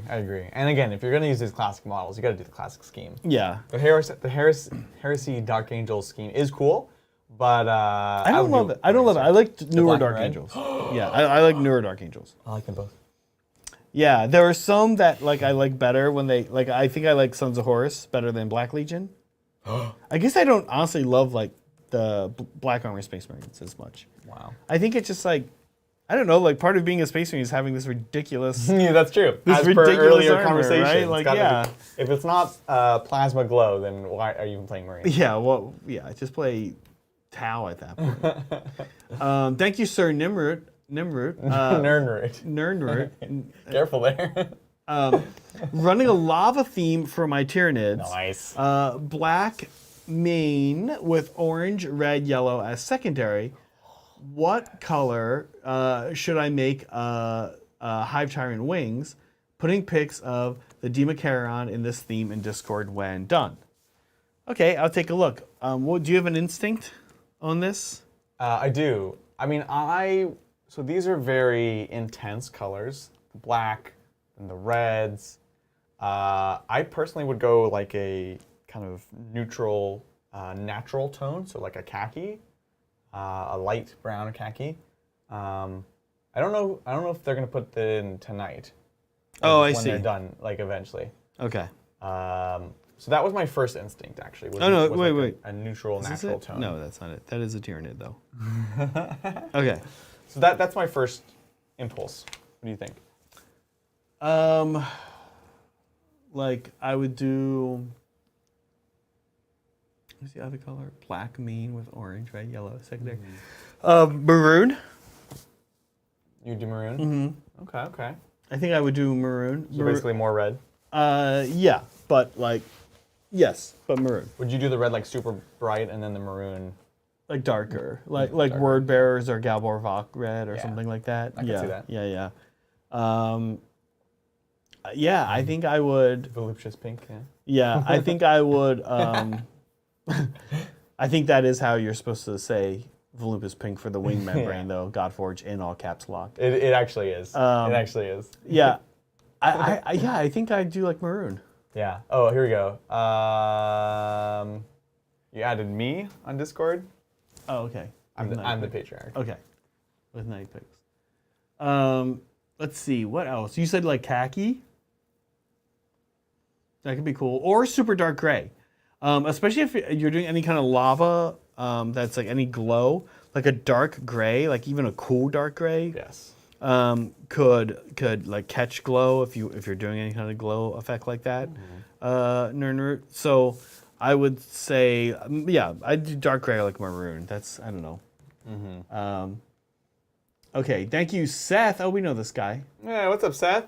Oh, this was I thought about reading this when it was timely, What happened? but I said no. No. 'Cause it's Seth. Seth says monsters. He was referring to us. Resin models are the superior models. Seth, Why does he say that? Because of busts? I know he loves resin. I weird. don't know. Yeah. Seth, you're gonna have to explain why you like resin more than Explain plastic yourself. at some time. That's. I I will say one thing about resin that I Yeah. do enjoy is you can safely with a mask sand it, and so I take the Dremel and you can sort of like carve it and sculpt it in ways that you can't normally. And I know that sounds crazy. no, that's what Seth does. I mean, he does dioramas, right? So Right. it makes sense. Like I could see why he would want that. I think you're right. I think like I could see how if you're like working on the model in a way that's not like assembling, gluing to a base, painting, playing like resin is compelling. Yeah. But for like assembly, oh my gosh, resin and metal will drive me nuts Right. compared to plastic. Definitely. I don't know if I'm seeing the tag, or maybe. Well, thank you, Omnisci Sphinx. I've painted Imperial Guard, and is the Dark Angel green, and the Dark Angel green work with the light color. It is on Hobby Chat as a shadow. Oh no, it didn't know. Oh, it's okay. It's It's all right. the stream. She just cut off. Okay, I painted IG and Dark Angel's green work with light color. It's in the Hobby Chat as Shadow Knight. Shadow Knight. Okay, I'll check this here. I've proven that I'm not good at navigating Discord. Navigating on my Discord. phone. Hobby Chat. Okay, so as Shadow, let's see. Oh, there it is. Yeah. Oh yeah, this is yeah. I like the Dark Angels green Yeah, I think that works great. with the light green. With these khakis. We talked about this. Yeah. I think this is great. Yeah, yeah. It's classic. Yeah. Is that the new helmet? Yeah, what is that helmet? It's like the Kazakhin one. It's cool. I was kind of wondering too what that helmet was. Yeah. Yeah, I like. We've talked about this before. I'm realizing now. Probably it seems like we're the ones who told you that we like. Oh, I like monochromatic, like leaning into one color. You said heavy. put more green with the green. More green than green. Yeah. I think it worked. I think it totally worked here for sure. So that does clarify detail. It doesn't shrink in the mold. That sounds like some hipster nonsense to me. That's. I mean, Bet you listen to vinyls too. yeah. Seth probably does listen to vinyl. But legitimately, maybe on the small run, things like these busts and things like that. Honestly. Yeah. I mean, I get. Yeah. Maybe I don't want more detail. Honestly, as an army painter, maybe like That's fair. Yeah. That's actually totally fair. Doing well there. Yeah, I know. We need to get this sorted out. Okay. Okay, here we go. Lord Griffith. Are Necrons getting an Army of Renown in the new mission pack? Painting up my kit-based Archon. Kit-bashed Archon. Happy hobbying. Long-time fan. Never get to hang out live. Oh, awesome. Glad you got to join us today. Glad. Lord Very Griffith. glad. Appreciate it. Look, I wouldn't hold your breath about the Army of Renown in the new mission pack. I could say this as a disappointed Chaos Space Marines player from the last mission pack that has Abaddon on the front. We did get a cool secondary, but I feel like it's just art that they're picking. I guess the last one turned out to be the art. Actually, you know what? There could be some hope, because the other one was the picture of Abaddon. No, there's no hope. It was a picture of Abaddon that later on was the cover of Vigilus Alone. Excitement. That ended up actually having no chaos stuff in it. So never mind. That was a very roundabout way. I wouldn't hold our breath for anything based off of that, unfortunately. However, the new rejiggering of the secondaries, I think, could give hope, because they're clearly learning and improving and trying to lift all the armies up, lift them up and bring others down so we can all play on the level playing field. I feel like the game is once again partially on pause until that book comes out, because it feels like it's imminent. I feel like Necrons I feel like they've been like circling it, and I think every time I'm not a Necron player. I know a lot of Necron players are salty. Sure. But I feel like every time they've tried to bump the Necrons up, they have a little bit. They've succeeded. Yeah. It's gone a little better. And even to the point where we like randomly, I know this isn't the role anyone wants the army to be in, but they're like, wow, Necrons took this random RTT, like, because they're like counter meta, like, you know what I mean? Like, nobody wants to be like, wow, we're good again because we're counter meta army. But look, Necrons are eventually gonna get like a 9th ed book or like a more updated book to be, and they're gonna be super cool. Yeah, I know. So sad. Like, you're not wrong, but yeah, it's still sad. Yeah. Thank you. Well, and again, Lord Griffith, thank you for hanging out live with us. Yeah, and thank you, appreciate Nerdtronic. Building a Cast Knight box for my brother. I made the Knight so he is stomping and exploding fuel tank. Not 100% on how to paint the tank or to finish the base. Any advice would be appreciated. Oh my gosh. Okay. Well. So it's your tank, like your army. No, he's stomping an exploding fuel tank. Oh, fuel tank. Okay, cool. Stomping on a tank, Cool. and it's Okay. You want to show it, Nerdtronic, like in the act of exploding. That's super cool. So are we talking model? I guess that's the modeling part that they're still not sure on finishing. No, he says not showing how to paint the tank. Paint the tank or to finish the base. Okay. So what would I do actually? I feel like I have my gut reaction, which is the way that I've done it in the past, and I'm trying to think about, is that the way I would do it moving forwards, right? Because like my gut reaction would be, it's like, oh, it's like the red fuel barrel, and you kind of make it like stand out from the rest of the base and all that stuff. And I'm trying to decide if I would actually do that nowadays, you know? Oh, here it is. Oh, perfect. Oh, that looks so good. That's actually really That nice. is cool. This is in hobby progress in the Discord if anyone's wondering. Definitely worth your time to check out. Yeah. You've got a nice crumple there. Yeah. Okay. Nerdtronic, can you let us know real quick if you're airbrushing or not? I feel like, what's Meg? I was like, there's a sign. Yeah. I feel like this is in dire need of some verdigris. Oh my gosh. Like, hear me out. Copper or bronze Yeah. with verdigris, Yeah. and then you do the battle damage on top. I think that'd be Well, sick. there's so many questions here that I need to like super shot Okay. Nerdtronic looking Okay. at questions. So Yeah, one yeah. is like, how do you want to paint the knights in general? Okay, because like just the knight itself. So outside, that would inform my decision. Yeah. Again, like we talked about this earlier, the color scheme is going to inform how you would base it. That's very always true. for me. And like if you want this to have like fire coming up, like it has exploded, you haven't modeled anything like Plumes of smoke. plumes. Yeah, you haven't modeled any of that yet. So maybe maybe you don't want to. Right. Nerdtronic, yes. Wait. Oh, always airbrush. Okay, I forget you. He's like, I'm asking Yes. a bunch of things, and he's like, yes. I'm like, no. Okay, yeah. Um, Well, you know what I want to do to finish Yes. up the modeling is I want to do the smoke plume done with the like tree material, where it's like the really dirty cloud of smoke. oh, okay. So I don't know if you take the Like tree material? So there's like the traditional tree material. Like you think of tree material for like train boards.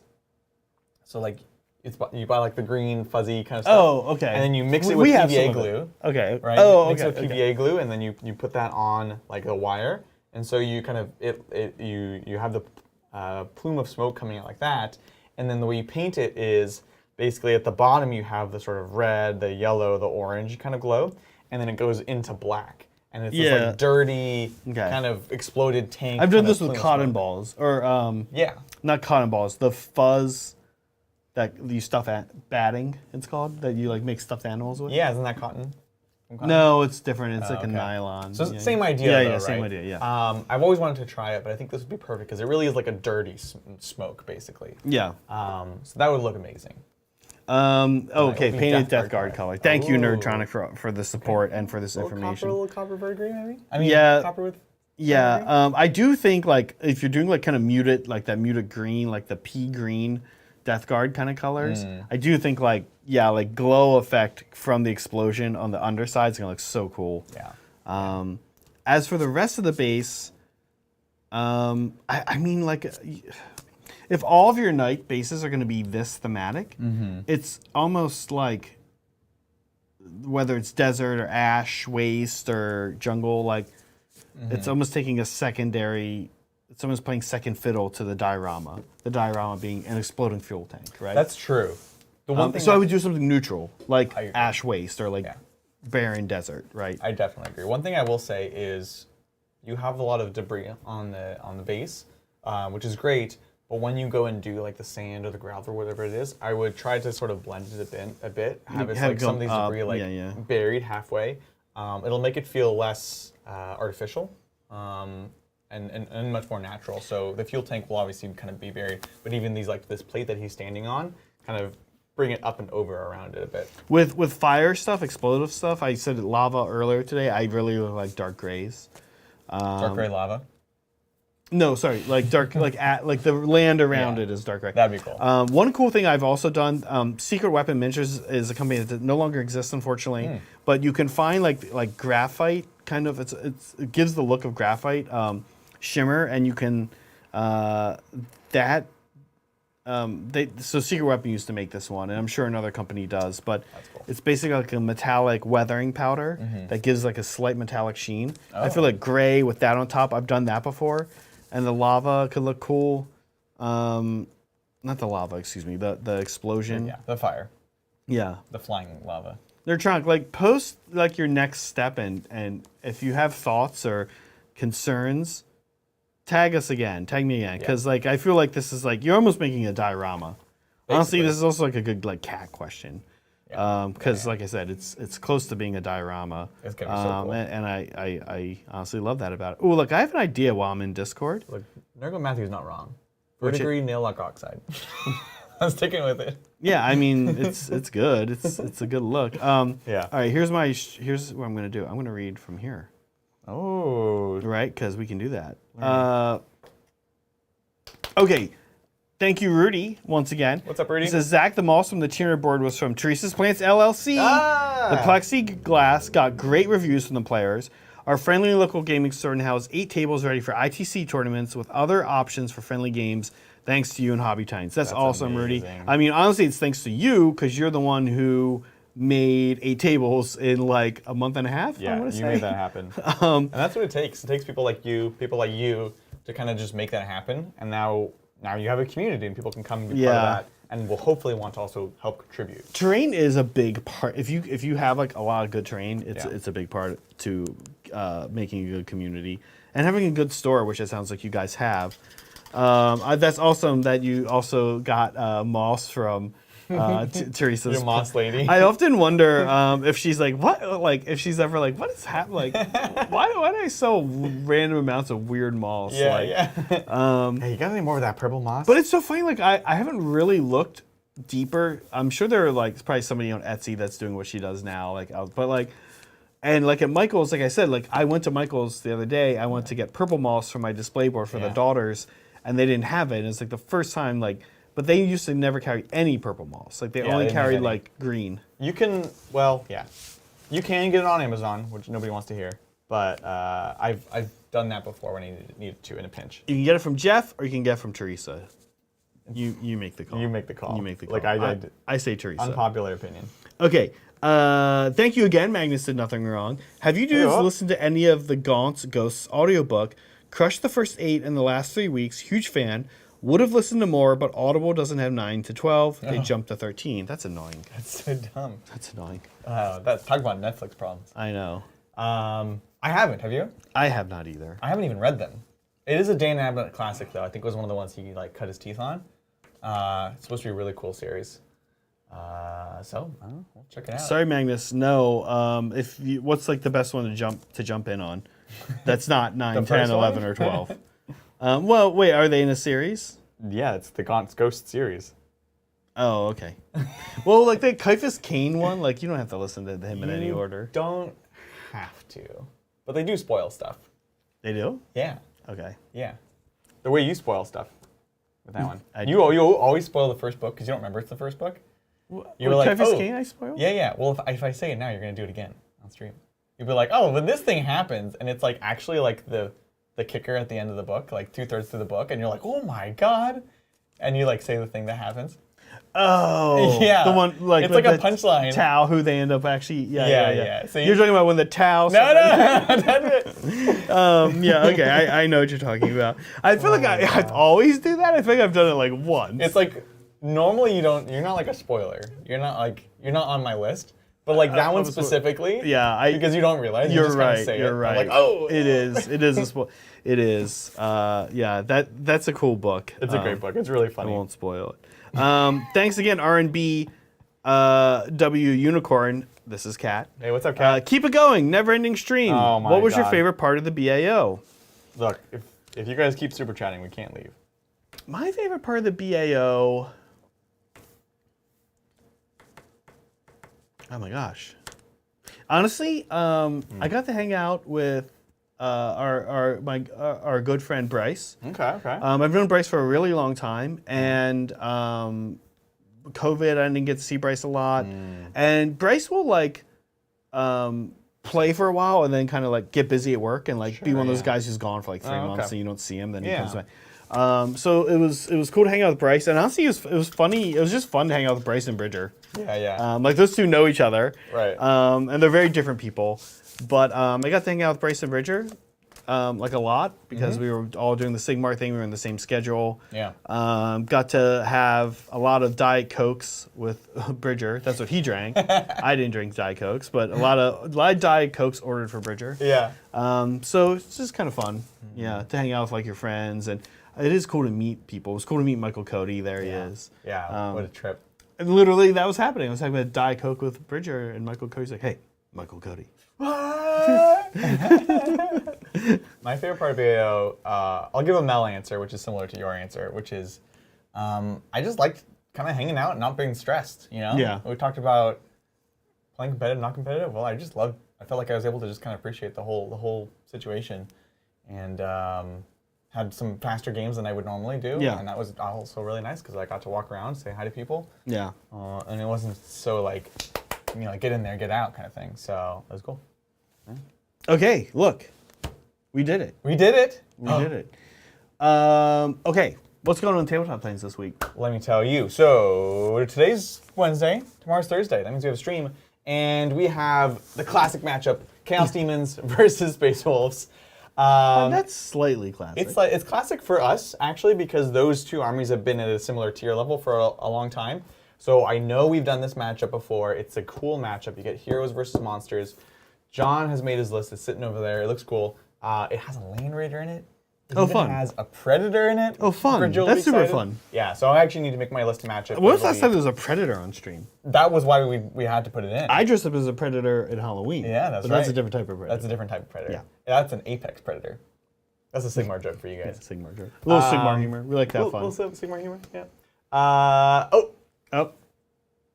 You're sitting right there. okay. Liberty Fires. Liberty Fires! Liberty Fires is sitting right there. Wait, Liberty Fires has a real question. What? Oh my gosh. Okay. Okay. Wow. Okay, I'm excited to answer an actual Liberty Fires question. Liberty Fires, I'm happy for any support, as always, and grateful. But a real okay, here we go. We get to see what a real Liberty Fires question is. Wow, shocking. Question. With the Summer of Chaos coming, what Chaos faction would you play as? And it just says, Zach! No, I'm just kidding. If you're looking to not get a melee army and not Thousand Suns or Death Guard. So Chaos is like as a whole, is a melee faction. Almost everyone can have it. Yeah. Right? And many focus on it. Yes. Not Thousand Suns, not Death Guard. What, Iron Warriors? Iron Warriors. They're not super melee. They're quite shooty, especially right now. They love their obliterators. They love their dreadnought still. Funny enough. Let's see. So it's I think of Iron Warriors as like one of the least melee. yeah. And Emperor's Children are weird because they have it and then they don't have it. They have like it. I know, They have a strat but to auto make a charge. I know, wanna but get like in there. Slanesh melee is always so interesting because it's like it's less. Slanesh armies are like just about combat in any way that's fast. Yeah. Like because they have the cool noise marine stuff too. They do have the cool And like in Heresy, like the cacophony guys are so cool. Yeah, so the Slanesh, the Emperor's Children are not only melee. Right, that's what I mean. They have it and don't have it. love melee. Unlike World Eaters. Having who one are thing like, doesn't mean you don't have another one. no, I know. But I'm saying like on a scale of like Iron Warriors to World Eaters, Yeah. they're more in the middle. Yeah, I agree. Who else? Anyone else in the middle there? Well, not demons, and you could do shooty Chaos Knights if you're in that kind of mood. Oh yeah. Or Word Bearers? They have Galvor Bach Word Bearers are like, and yeah, they're mostly melee. they're leaning into like They're possess and stuff yeah. like that. Yeah. Look, I think it's Iron Warriors. Honestly, It's Iron It's Warriors. for sure Iron Warriors, and it could be. You can table someone real quick with Iron Warriors even now. Super scary. Yeah, and we know Liberty Fires is the type of guy that just wants to like yell his opponent's name and table him. Yeah, for sure. Yeah. I'd be kind of scared. Like talking about people to meet, I'd be kind of scared if I met Liberty Fire. Yeah, no, like I said, I want to meet all these people. But I do want to meet Liberty Fires. Okay, thank you, Megan. Last one. Hi, that's all. That's all. Thanks, Meg. Thanks, Meg. She's right over here. She dropped me off at work today. Okay, tomorrow. Tomorrow is Chaos Demons versus Space Wolves on Tabletop Titans, our sister channel. Yep. Saturday, we have Bay Area Open 40K champion this year. Oh, that's right. My friend Jesse's going to be on the stream. It's going to be awesome. Yeah. I'm pretty sure I'm going to be playing Eldar into him, either that or Tyranids. We've been kind of chit-chatting about what would make for a cool game. You guys come on by, say hi, see what it's like to actually play Sisters as opposed to when I play them. It's going to be a ton of fun. But let me tell you guys, if you haven't yet, please do like and subscribe to this channel. Yes. It's the best way to support it. We are loving all these super chats. It really, really does mean a lot to us. Yeah. This is like a passion project, and so it really helps us continue to grow that. Yeah. Yeah. Absolutely. And we love just sitting here, hobbying, chatting with you guys, giving our hot takes, especially Adrian. It's like his thing. Next week, like I said, I think next week I might be trying to level up my Kragnos. And other than that, I don't know what's going on. Look, anything can happen. Anything can happen. Yeah. Yeah. Guys, I think that's it. I think we did it. You good, Adrian? I'm good. Okay. Do you know how to press the button? Don't do it yet, though. Right now? No, don't. Okay. Like this? Guys, Is it yeah, no, this that's one? nerd. Not that one? It's been a while since we've used that. I'm glad I kept it on there. Your though. one, that was just for me. I didn't want to. I don't want to overuse it. I think like this was a good time. That was perfect. Guys, as we like to say, be kind to each other, be kind to yourself, and always be creating. See you guys.